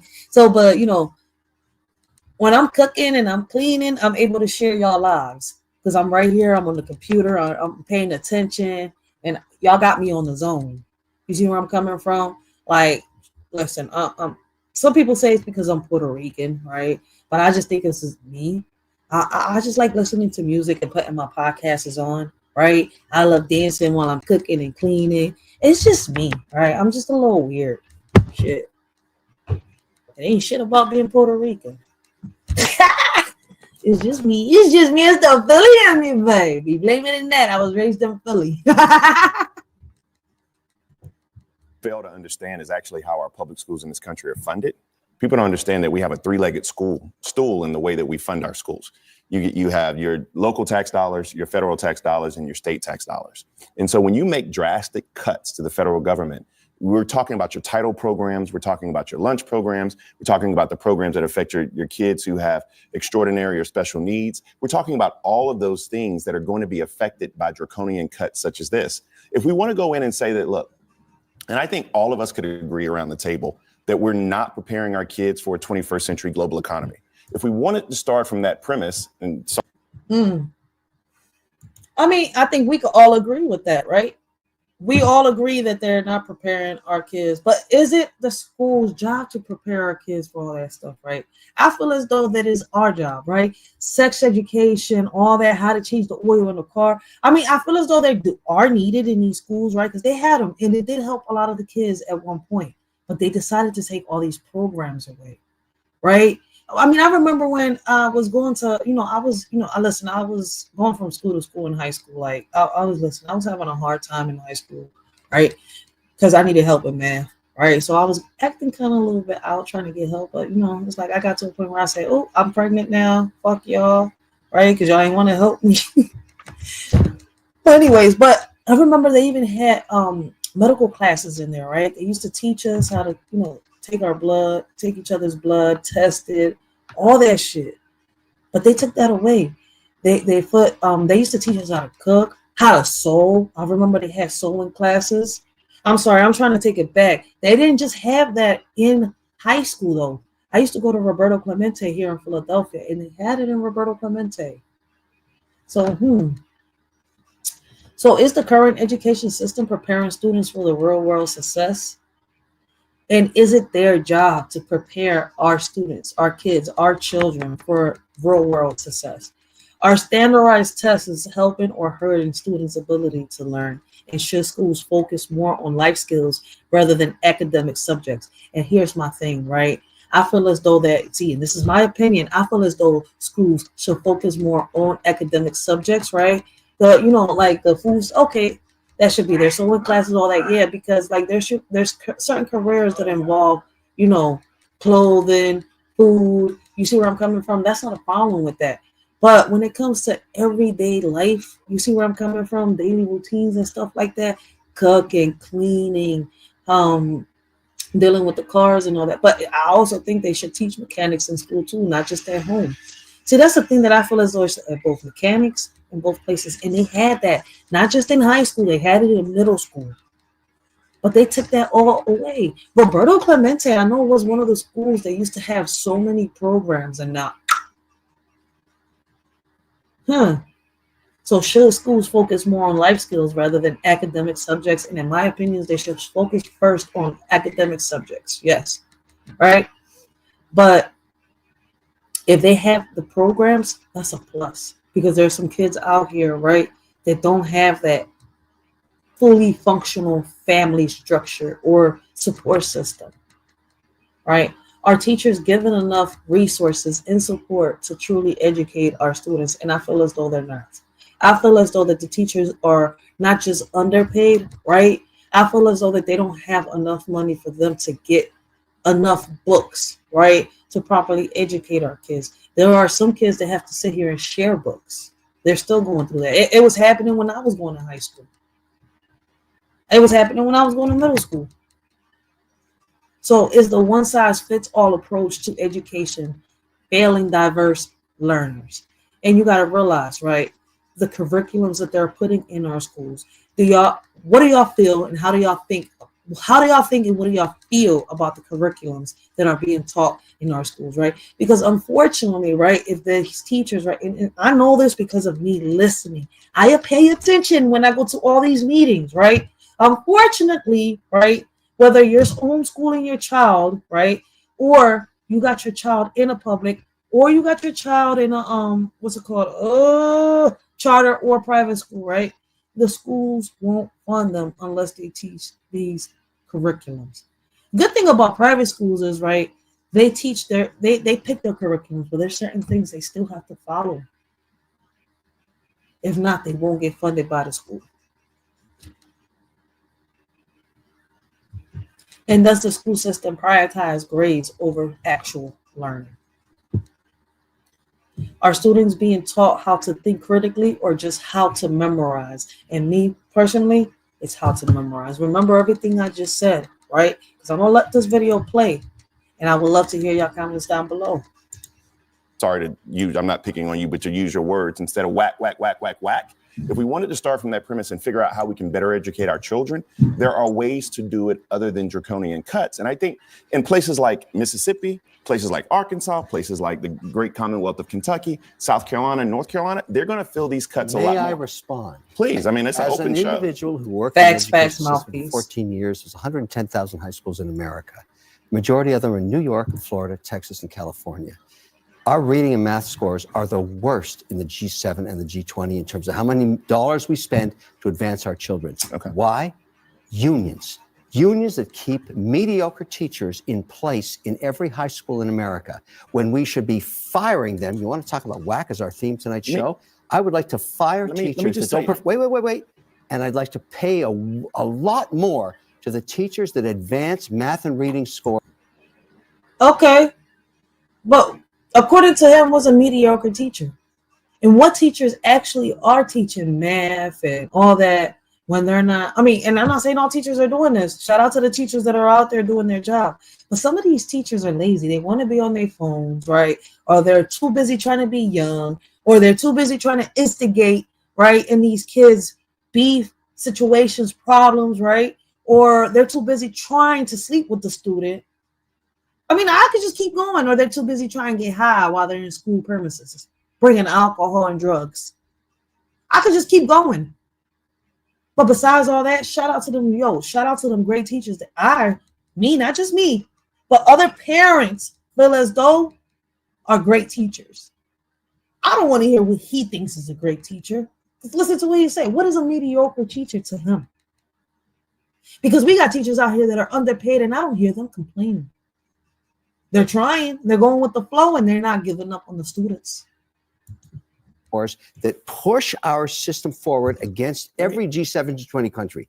We have broken the system long ago through unions, and this is very unpopular. But what are those cuts actually? What it means is impact the lowest paid person in America that deserves a lot more money is a great teacher. I agree. As and a former we can't, in the system of unions in America, we keep mediocrity festering, destroying the education of respectfully, let me children. just tell you how misguided your statement is. Not at all. But I mean, I'm just going to point out the fact Thank that goodness I'm here. But you're wrong. He And let said me tell thank you why. goodness I'm 100%. here. No, I want to tell you why you're wrong. Oh, because God. the bottom 10 states that are underperforming, those states that I'm talking about in the South, let's take South Carolina, for example, or Mississippi. You want to tell me one thing they don't have?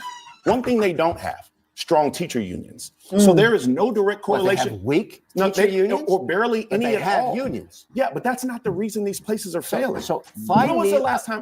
If you look at 10 teachers, 4 of them are great. I want to double their salaries. That's no question. I agree with you. So why don't you just get rid of Now, unions? what happens if you have a quarter of shame where kids go to school and their heating and air don't work, where their infrastructure is falling apart, where they have to drink unclean water, or they come Send to the school money hungry? to the states. That's what Trump How is does doing. that fix the problem I just laid out to you? Well, you got to fix the unions first, because we both agree bad teachers destroy advancement of So children. I just have a question. Are you saying that the cuts to the Department of Education that happens right now are going to impact the unions? I would 'Cause rather actually the think- dollars that are put into running. I know, but the you federal started talking about something else, but we're talking about the cuts to the Department of Education. I don't think those are directly. No, you're cutting out the federal mandate and giving it to the state.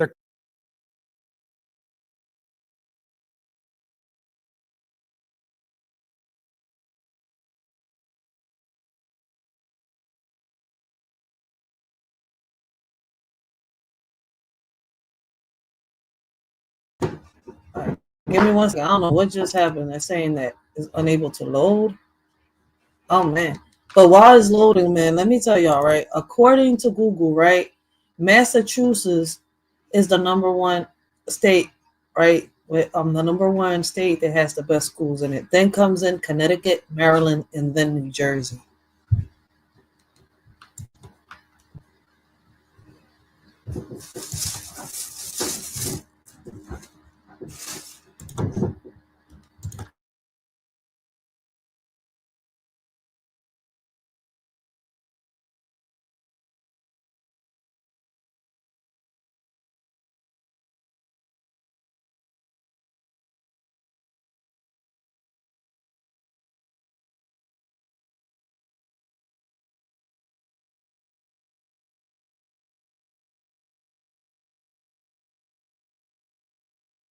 One of the things people fail to understand is actually how our public schools in this country are funded. People don't understand that we have a three-legged stool in the way that we fund our schools. You have your local tax dollars, your federal tax dollars, and your state tax dollars. And so when you make drastic cuts to the federal government, we're talking about your title programs, we're talking about your lunch programs, we're talking about the programs that affect your kids who have extraordinary or special needs. We're talking about all of those things that are going to be affected by draconian cuts such as this. If we want to go in and say that, look, and I think all of us could agree around the table that we're not preparing our kids for a 21st century global economy. If we wanted to start from that premise, and sorry to use, I'm not picking on you, but to use your words instead of whack, whack, whack, whack, whack. If we wanted to start from that premise and figure out how we can better educate our children, there are ways to do it other than draconian cuts. And I think in places like Mississippi, places like Arkansas, places like the great Commonwealth of Kentucky, South Carolina, and North Carolina, they're going to fill these cuts a lot more. May I respond? Please. I mean, it's an open As show. an individual who worked in the education system for 14 years, there's 110,000 high schools in America. Majority of them are in New York, Florida, Texas, and California. Our reading and math scores are the worst in the G7 and the G20 in terms of how many dollars we spend to advance our children. Okay. Why? Unions. Unions that keep mediocre teachers in place in every high school in America when we should be firing them. You want to talk about whack as our theme tonight's show? I would like to fire teachers. Wait. And I'd like to pay a lot more to the teachers that advance math and reading scores that push our system forward against every G7, G20 country. We have broken the system. So is that why they firing every staff? Like they're firing almost half the Department of Education. There's a lot of schools. I mean, it hasn't happened in Philly yet, I think. No, they haven't been firing people like that. I think not as much as they have in other cities and states. Not as much as they have in other cities and states. I wonder if that'll happen in Philly. You know what's crazy? I've noticed in other states and cities, they do way more than what they'll do here. You notice that? We get away with a lot of shit, don't we? And people in here got the nerve to complain. Damn, y'all in Philly need to get y'all shit together. We got a lot that we should appreciate and be blessed for. But I guess we want to be ratchet. Not all of us, some of us. Go through unions. And this is very But what are those cuts actually? What it means is the the lowest paid person in America that deserves a lot more money is a great teacher. I agree. As a And we former teacher. can't, in the system of unions in America, we keep mediocrity festering, destroying the education of Respectfully, let me children. just tell you how misguided your statement is. Not at all. But I mean, I'm just going to point out the fact Thank goodness I'm here. But you're wrong. And let me tell you why. I'm 100% right. No, I want to tell you why you're wrong. Because the bottom 10 states that are underperforming, those states that I'm talking about in the South, let's take South Carolina, for example, or Mississippi. You want to tell me one thing they don't have? One thing they don't have: strong teacher unions. So there is no direct correlation. They have weak teacher unions? Or barely But any they at have all. unions. Yeah, but that's not the reason these places are failing. So When find was me, the last time? if you look at 10 teachers, 4 of them are great. I want to double their salaries. That's no question. I agree with you. So why don't you just get rid of Now, unions? what happens if you have a quarter of shame where kids go to school and their heating and air don't work, where their infrastructure is falling apart, where they have to drink unclean water, or they come Send to the school money hungry? to the states. That's what Trump How is does doing. that fix the problem I just laid out to you? Well, you got to fix the unions first, because we both agree bad teachers destroy advancement of So children. I just have a question. Are you saying that the cuts to the Department of Education that happens right now are going to impact the unions? I would 'Cause don't rather actually the think- dollars that are put into running. I know, but the you federal started talking about something else, but we're talking about the cuts to the Department of Education. I don't think those are directly. No.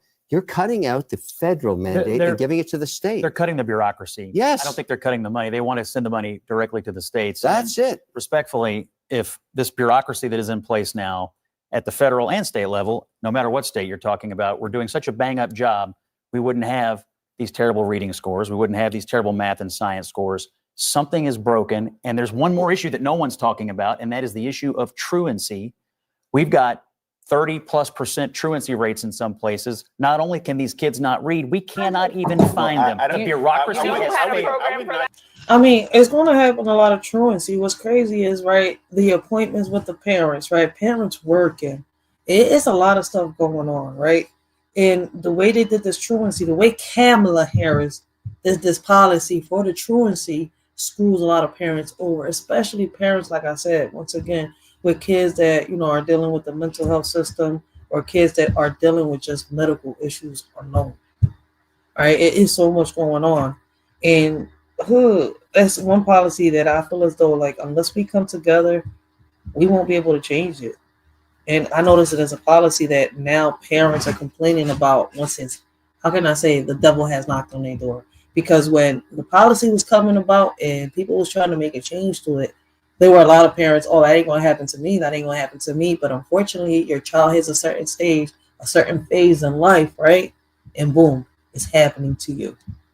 And then the way they, you know, when they did this HIPAA law during the pandemic, right? Now at the age of 13, right? Your child, right? It's up to your child if they want to go to receive therapy or any type of counseling, right?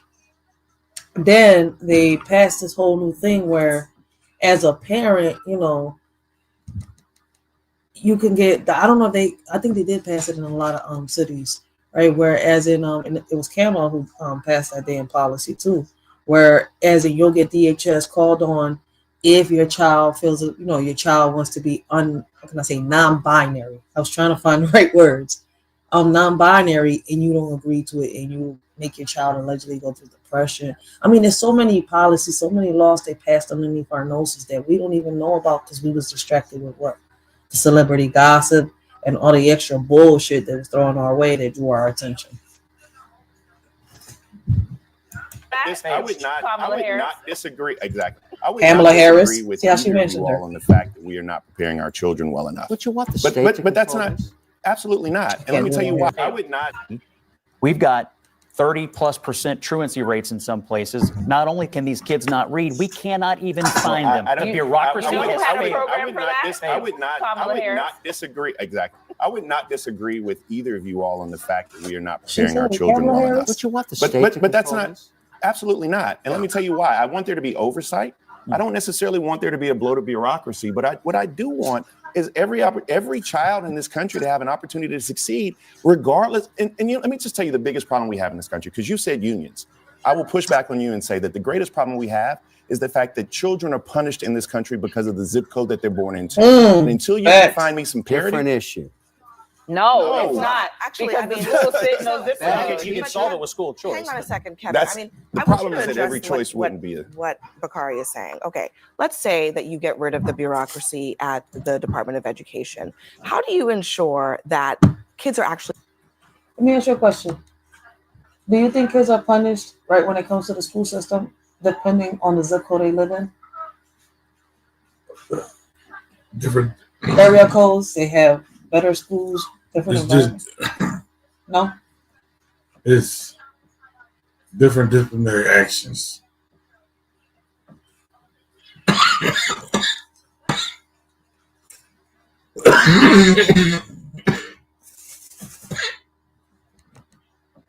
You understand? Kinda, in a way. All right. Put it to you like this. People that live down here in our area code 19140, our disciplinary actions may be more intense than somebody who live up in the 19042. You see what I'm saying? Because they live further out, more in the suburban community.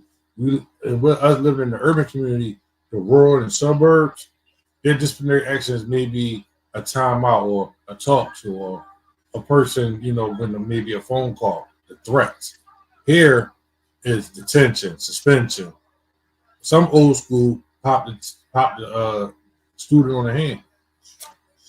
So I'm just letting you know, like it's always different because of the zip code, area code, how we want to put it. But the thing that makes it different is the different types of disciplinary actions. The disciplinary actions in all schools, just some is more lenient than others. I thought it was more because of where we at. Because even though we're in this area code, in reality, this is not, our kids are not supposed to attend schools in this area code. They're supposed to really attend further out. It's weird and it's rare for a child that lives in the same area code to attend a school that's in that area code. Well, they got it set up and designed. They made it hard for people to do that. They used to do that back in the day. You live in one neighborhood and go to a school in a whole different part of the city. But they didn't make things to where as though you got to live here in order to go to this school, or you got to live in this area code and go to this school. Like you might live in North Philly, but you want to go to school in West Philly. You got to have a physical address living there saying that I live in this area trying to go to school. So with the policies changing and laws changing with the school department, education department, is like, what's next? Facts. Actually being educated, and that they're not just being moved You out think of at the state level they hate kids? They hate and children? that they're not just being. You think at the federal level they hate kids? That they're not just being moved out of the public school system because it's easier Yeah. to move them out than to educate them. The one thing about education you can't deny is the reading and math scores. Unfortunately, that is the metric by which we test. But do you understand my question? No, I get it, That but if it's you not take the dealing with lowest the issue. performing kids and What you just it- take them out of the system, guess what those reading and math scores are going to do? They're going to go up. No, So no, how do you prevent for schools them from to doing go that? up? You need great teachers. Well, I think there's also a concept of teaching to the test, which actually doesn't create critical thinking skills to prepare people to go out and be thriving adults. You can actually have a student go through college or go through high school or go through grade school. And let me finish. Thank you. And just be taught to the test. And so you literally, you know why? I know, because I had an experience. I will never forget. I was a teacher. I will never forget. We were going to take our regions, and we were really wanting to make sure our scores. So we were teaching to the test. The same night, I went home and watched the episode on The Wire, and they taught the exact same thing because they were teaching to the test. We were not preparing my What students. percentage of your colleagues, when you're a teacher, sucked? How many? I think that I come from a family of educators. Everybody My was great. grandmother Everybody was was great. an educator. My aunt was a superintendent. My sister is a teacher. I think teaching is one of the hardest professions. I agree. And I think when you wake up every day and you say, I am going to take care of other people's children and try and advance them. You're not answering my question. I don't think every teacher, no. Because I think that it They're is all so just easy. great. I think it is so easy Exactly. for people to be so disrespectful to teachers. It is a hard You're profession. not answering the and question. every single profession, there are people who are good and there are people who could be better. Out of But 10, the majority, how many suck? How many out of 10? All right, let me ask Van a question because One, let's say that everybody agrees we're not where we need to be as a country. What's wrong with trying to do something completely different? What's wrong with not just continuing what we've been doing that hasn't been working? I mean, for me, I think there's more investment that's needed. I think we need to invest into early Head Start. I think one of the hugest indicators on how a kid is going to perform in school later on in their scholastic career is how early they get what they need. So I think there needs to be more investment into early Head Start, more investment into other things that deal with some of the factors that keep kids from excelling in the classroom. And the point that you brought up. Over the last 50 years in this country, the amount of money we spend on education has gone this way, but test scores have gone this way. It's not the money. It's where I agree with Kevin a little bit tonight, because what we're talking about is one, because of the simple fact that he's talking about creating more teachers. And so Kevin's going out on this limb and saying that we need to make sure that we're investing in these HBCUs, in these community colleges, in these technical colleges, to make sure that we're putting and investing and making sure that people actually go to school to come out with these degrees to be teachers. But see, that's the problem that we're having nowadays, right? We're having teachers that are unmotivating the students, right? And then to top it off, the curriculum that's being taught in schools are not drawing the attention of kids. Kids are actually being bored. They're bored in these classes. You hear kids, how can I say, bragging about how the teacher doesn't know what she's talking about. You see where I'm coming from? It's like they got a lot of these teachers even the teachers are saying that the curriculums that they got them teaching ain't even really worth it. But see, unfortunately, unless they teach these curriculums and these lessons, right, they won't get funded. What happened to teaching the way they was back then? Because I'm not going to sit here and lie. Back in the 80s and the 90s, was the statistics right on math and reading low? I don't think it was. We had a lot of teachers that were old, right, older of age, right, that actually sat here and taught us well. That made us want to come to school. The majority of these teachers are way, way too young. I'm sorry to say it, right? And I'm not saying that, because they're young doesn't mean that they can't teach. The thing is, right, why are they teaching, right? Here's my question to the majority of these teachers.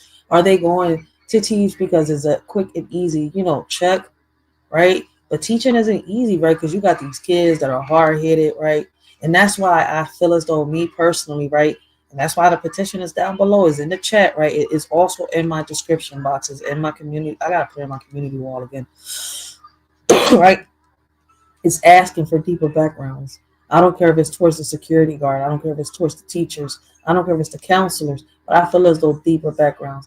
Are these, staff, employees that work for the school district, right, for the Board of Education, capable of dealing with these kids, right, of handling these kids in these environments? And it's been proven, right, time after time, without them even having any type of, extensive background check or, how can I say, some type of test to determine, I'm saying like a mental test, to determine if they're capable of being in that type of atmosphere around kids, right? Man, they shouldn't be.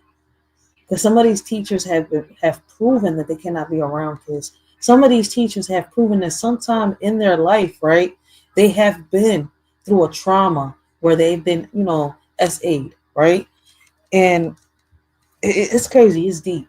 I can go deeper, right? Because you got teachers, they have been neglectful, irresponsible, right?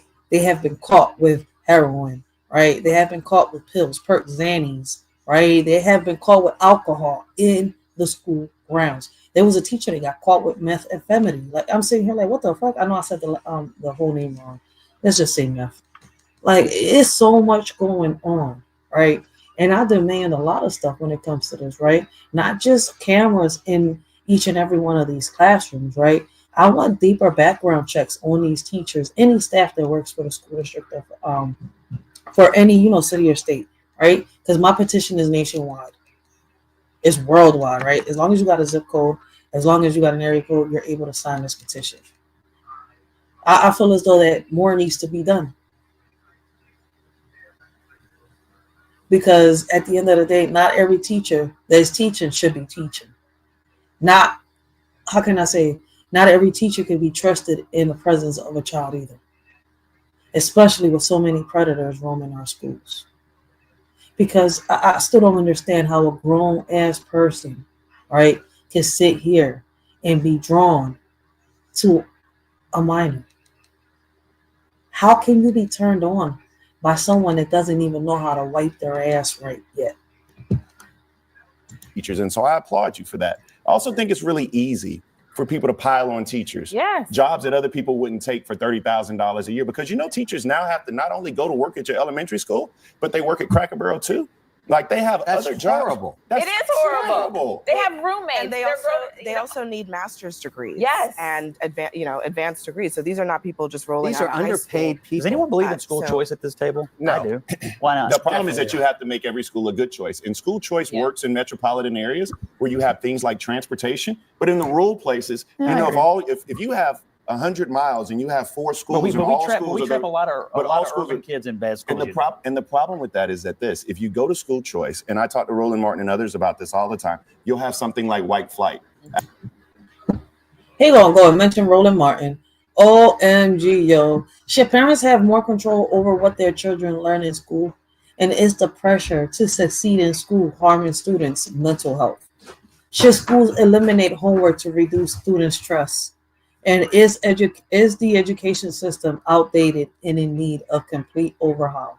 Should vocational training be a bigger part of the schools? How can I say it? Curriculum?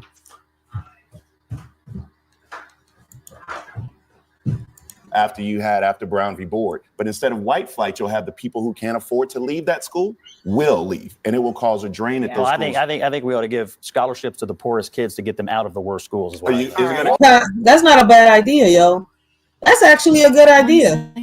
I'm gonna sit here and lie, yo. That's a good ass idea. Giving scholarships to kids that can't afford it, for real, for real. I mean, they already do that, but some of these kids don't take advantage, yo. But that is not a bad idea. Like, in y'all opinions, are charter schools and private schools a better alternative to public education? And what changes would you make to the school system to better serve our children within our communities?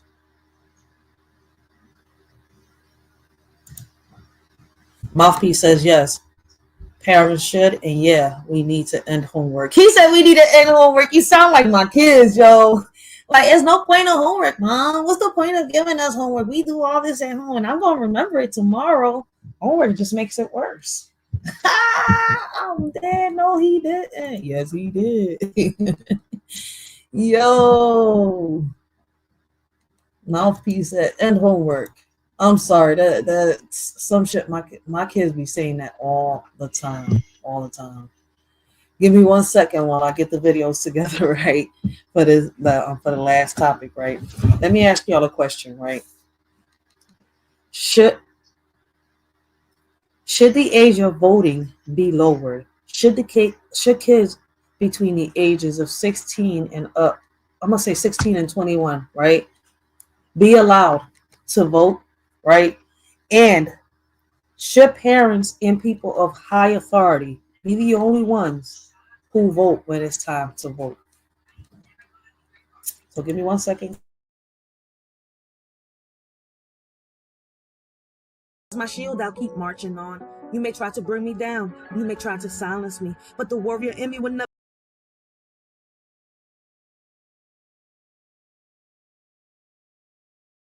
Religiously, understand the 7 principles of hell. You understand the 7 demons within you. You understand the whole concept. There's a whole metaphysical concept. We ain't go over that, but it means. Born into a world that doesn't quite fit, a old soul trapped in a modern day script, yearning for simplicity, longing for connection, in a fast-paced world of constant rejection. I navigate this life with an ancient soul's gaze, struggling to find my path in these chaotic days. Perhaps God had a plan beyond what I can see, to challenge me to grow and set my spirit free. But they done tricked you. They done told you it's something outside you coming into you. That's how they get you to accept God is outside you. That's that whole concept. God knows it's in you. That's why when you have a deep desire, things come true. When you get that feeling of God made away. Because that's true. All right, y'all. My bad. All right, so we're going to bring up the last topic, right? We hit the 2-hour mark on this, John, so we're bringing up the last topic, right? What is y'all opinions? Should the age of voting be lower? There are so many conversations rising right now in 2025. For some reason, right, they're going around asking, should you be allowed to vote at the age of 16, right? In y'all opinions, what should be the legal age of voting, right? Should you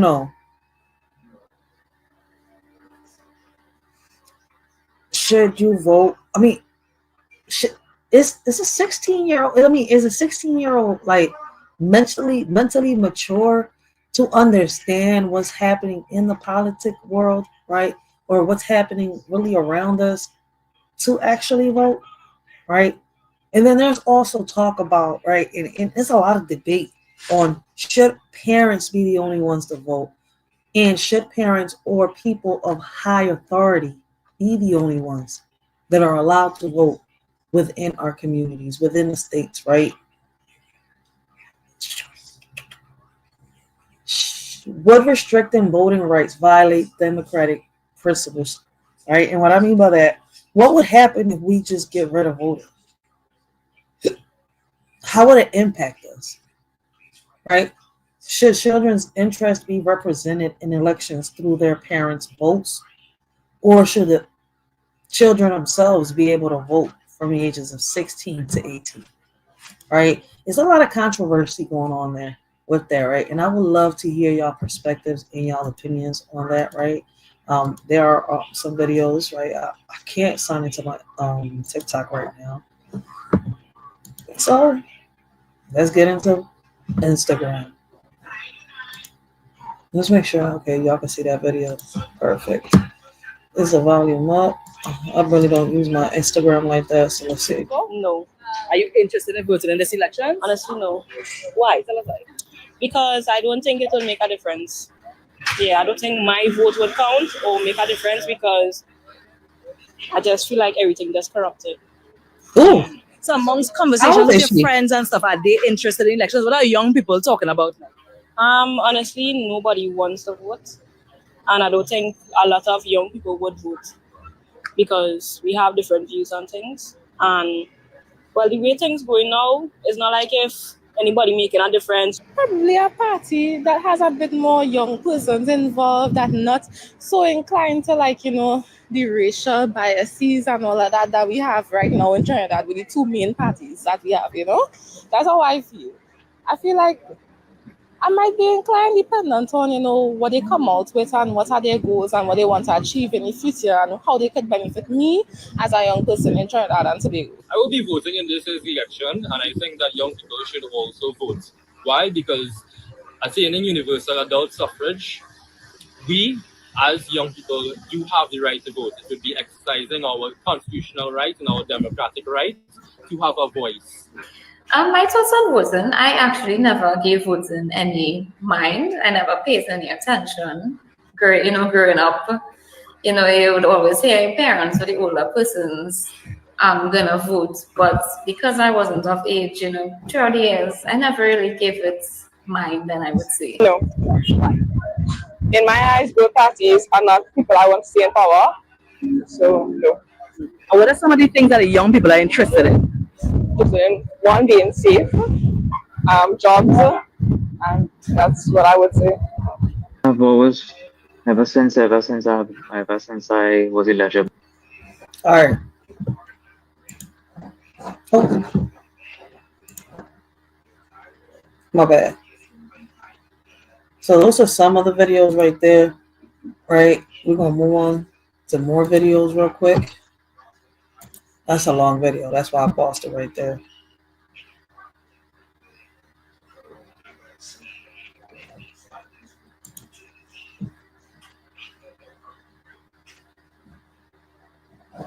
All right, here's another video. Shit. Oh, you didn't stop the stream? Weirdo. Someone be like, wait, what's going on?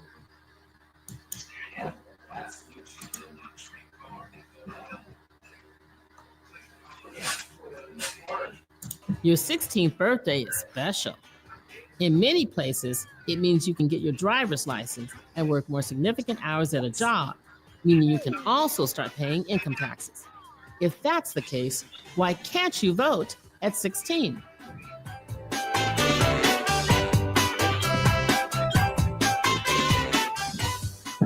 The 26th Amendment to the Constitution sets the voting age to 18. This amendment was passed during the height of the Vietnam War, when 18-year-olds were being drafted to the war effort. Yo, that's crazy. I need to look that up. I never even wait a minute. And she says the 18th Amendment says that you can vote at 18. I thought you were supposed to be 21 to vote. I need to look for my little voting thing. Doesn't it says you have to be 21 to be able to vote? I know I'm not tripping. And over here, she's saying that on the 18th Amendment, it says that you can vote at 18. I did not know that at all. See? Listen, I ain't perfect. I'm beyond perfect, which means I don't know everything. And I could sit here and admit to that. I listen, besides what I know, I am willing to learn more. And me personally, Until today, I really thought it was until you were 21. That means my son can vote. Were being drafted to the war effort. Before this amendment, states that this amendment was passed during the height of the Vietnam War when 18-year-olds were being drafted to the war effort. Before this amendment, states set their own constitution sets the voting age to 18. This amendment sets the voting age to 18. This amendment was passed during the height of the Vietnam War when 18-year-olds were being drafted to the war effort. Before this amendment, states set their own minimum voting ages, typically to 21. The common phrase for young people in favor of the 26 was old enough to die, old enough to vote. Now, 16-year-olds are not being drafted into the military, and we do have to set the minimum age somewhere. But those 16-year-olds today who work and pay taxes might bring up another famous saying in America: no taxation without representation. If the United States can tax these citizens, should they be allowed a say in who gets to make decisions with that tax money?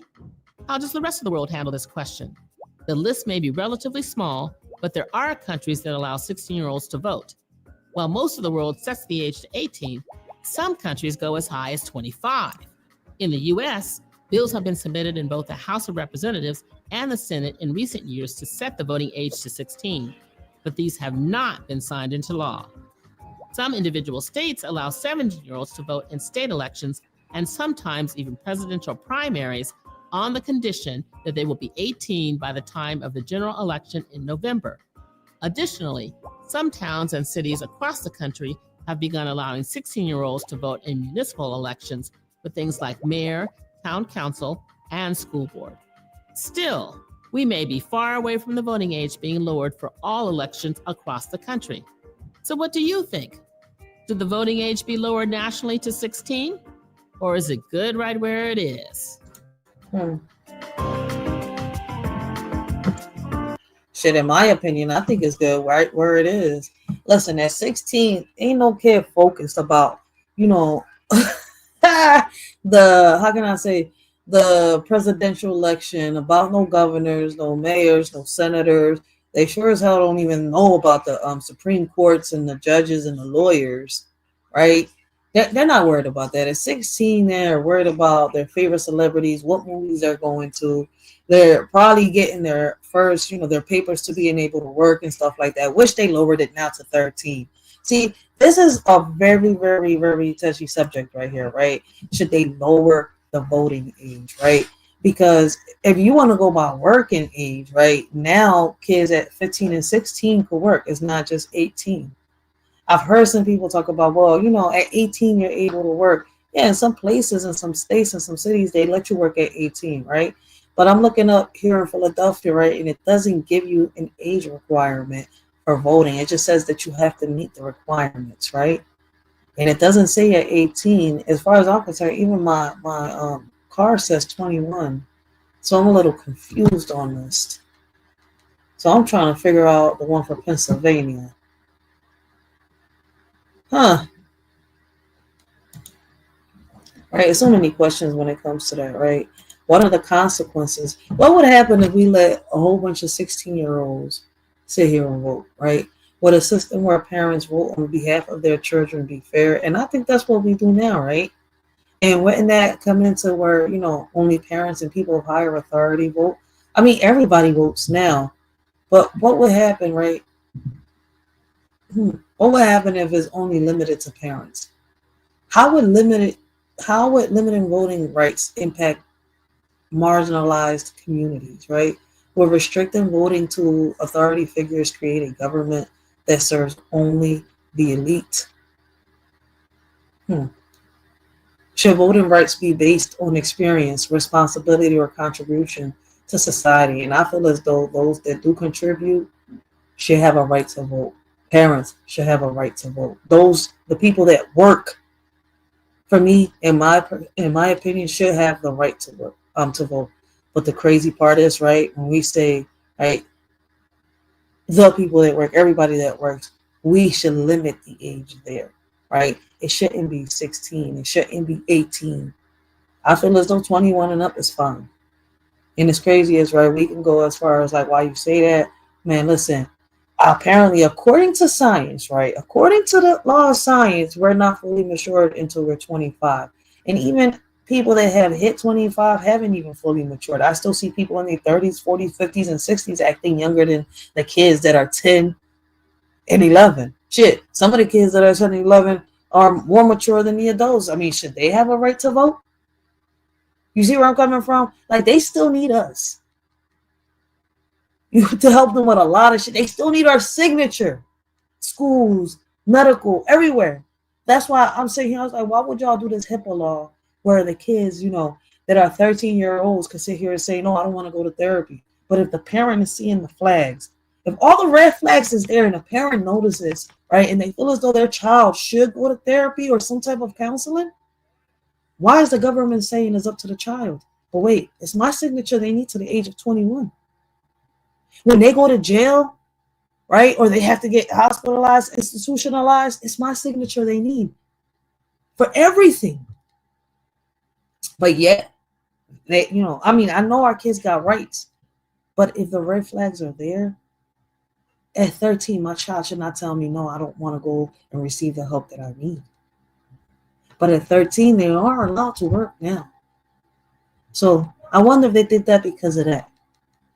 I don't know. See, I have so many questions, and that's why I'm drawing my attention to this, right? And I'm talking about this. I'm bringing awareness to this, trying to help us come together and bring solutions to the table that we can actually put to use, right? Should voting rights be based on experience, responsibility, or contribution to society? Would a voting system based on parental status or authority be constitutional? How would elections change if only parents and authority figures could vote? And would limiting voting rights lead to better policies or more government control? And I feel as though it should be divided amongst all of us. We should all be able to vote, right? Should we? I heard somebody ask the other day, should we get rid of the electoral college votes, right? The college electoral votes. I'm not so sure about that, but right, if the votes should be considered as we the people, why are the electoral college votes even included? Right? What's crazy is their votes top our votes. You see where I'm coming from? Their votes top our votes.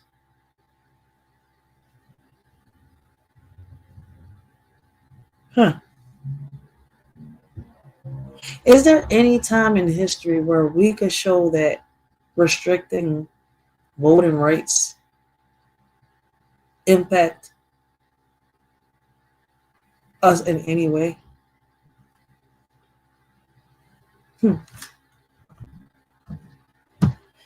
Oh, I would love to hear y'all comments right down below. Is it the right age for 16 and 18-year-olds to vote? What is the right age for somebody to vote? And who are the proper people to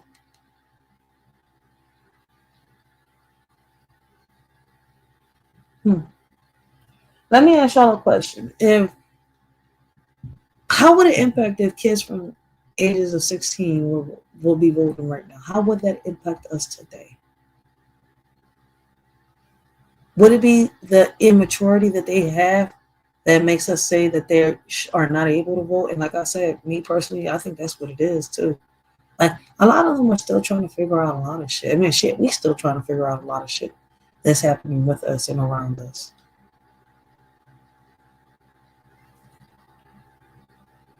And I feel as though that when it comes to voting, you should be mature enough, understand what you're doing.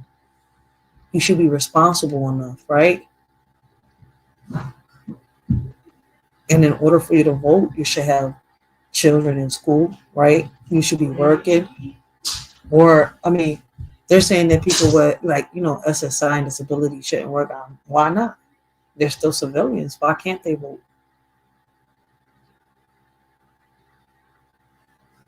Me, I feel it's more, what's the whole point of the electoral votes, right? And should we take them away? Right? I'm with the people that are saying that we should, but I have to go look a little deeper and see what does the electoral votes help us in. Why are they even there? If it's supposed to be our vote, right? Us versus is we the people, right? We the people is not supposed to be a cult. A cult. It's supposed to be a constitution of America, right? That's what we are, the Constitution.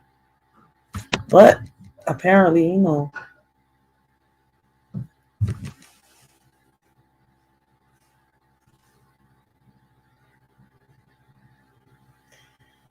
me ask y'all a question, right? For everybody that's saying that we should lower the age limit of voting, right?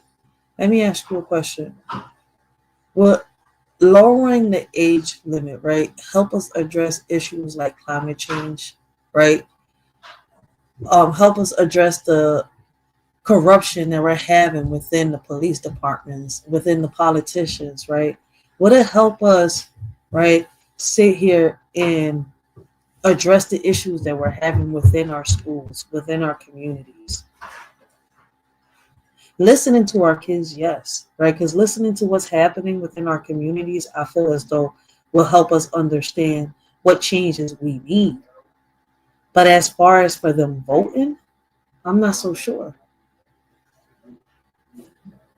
How do countries that allow 16-year-olds to vote compare to those that don't? Like, if there is countries that allow 16-year-olds to vote, how does it work? And how does it benefit that country? All right, man. I would love to hear y'all comments down below, right? This is all the time that I got. I did pass the 2-hour mark, man. Let us shorty know what y'all think and how y'all feel, man. And let's get this discussion started, man. Like, leave y'all comments down below, and, we could chat. We're going to have a part 2 to this, right? And we're going to bring up different topics, right? In different discussions. But once again, I would love to hear y'all opinions and y'all perspectives down below.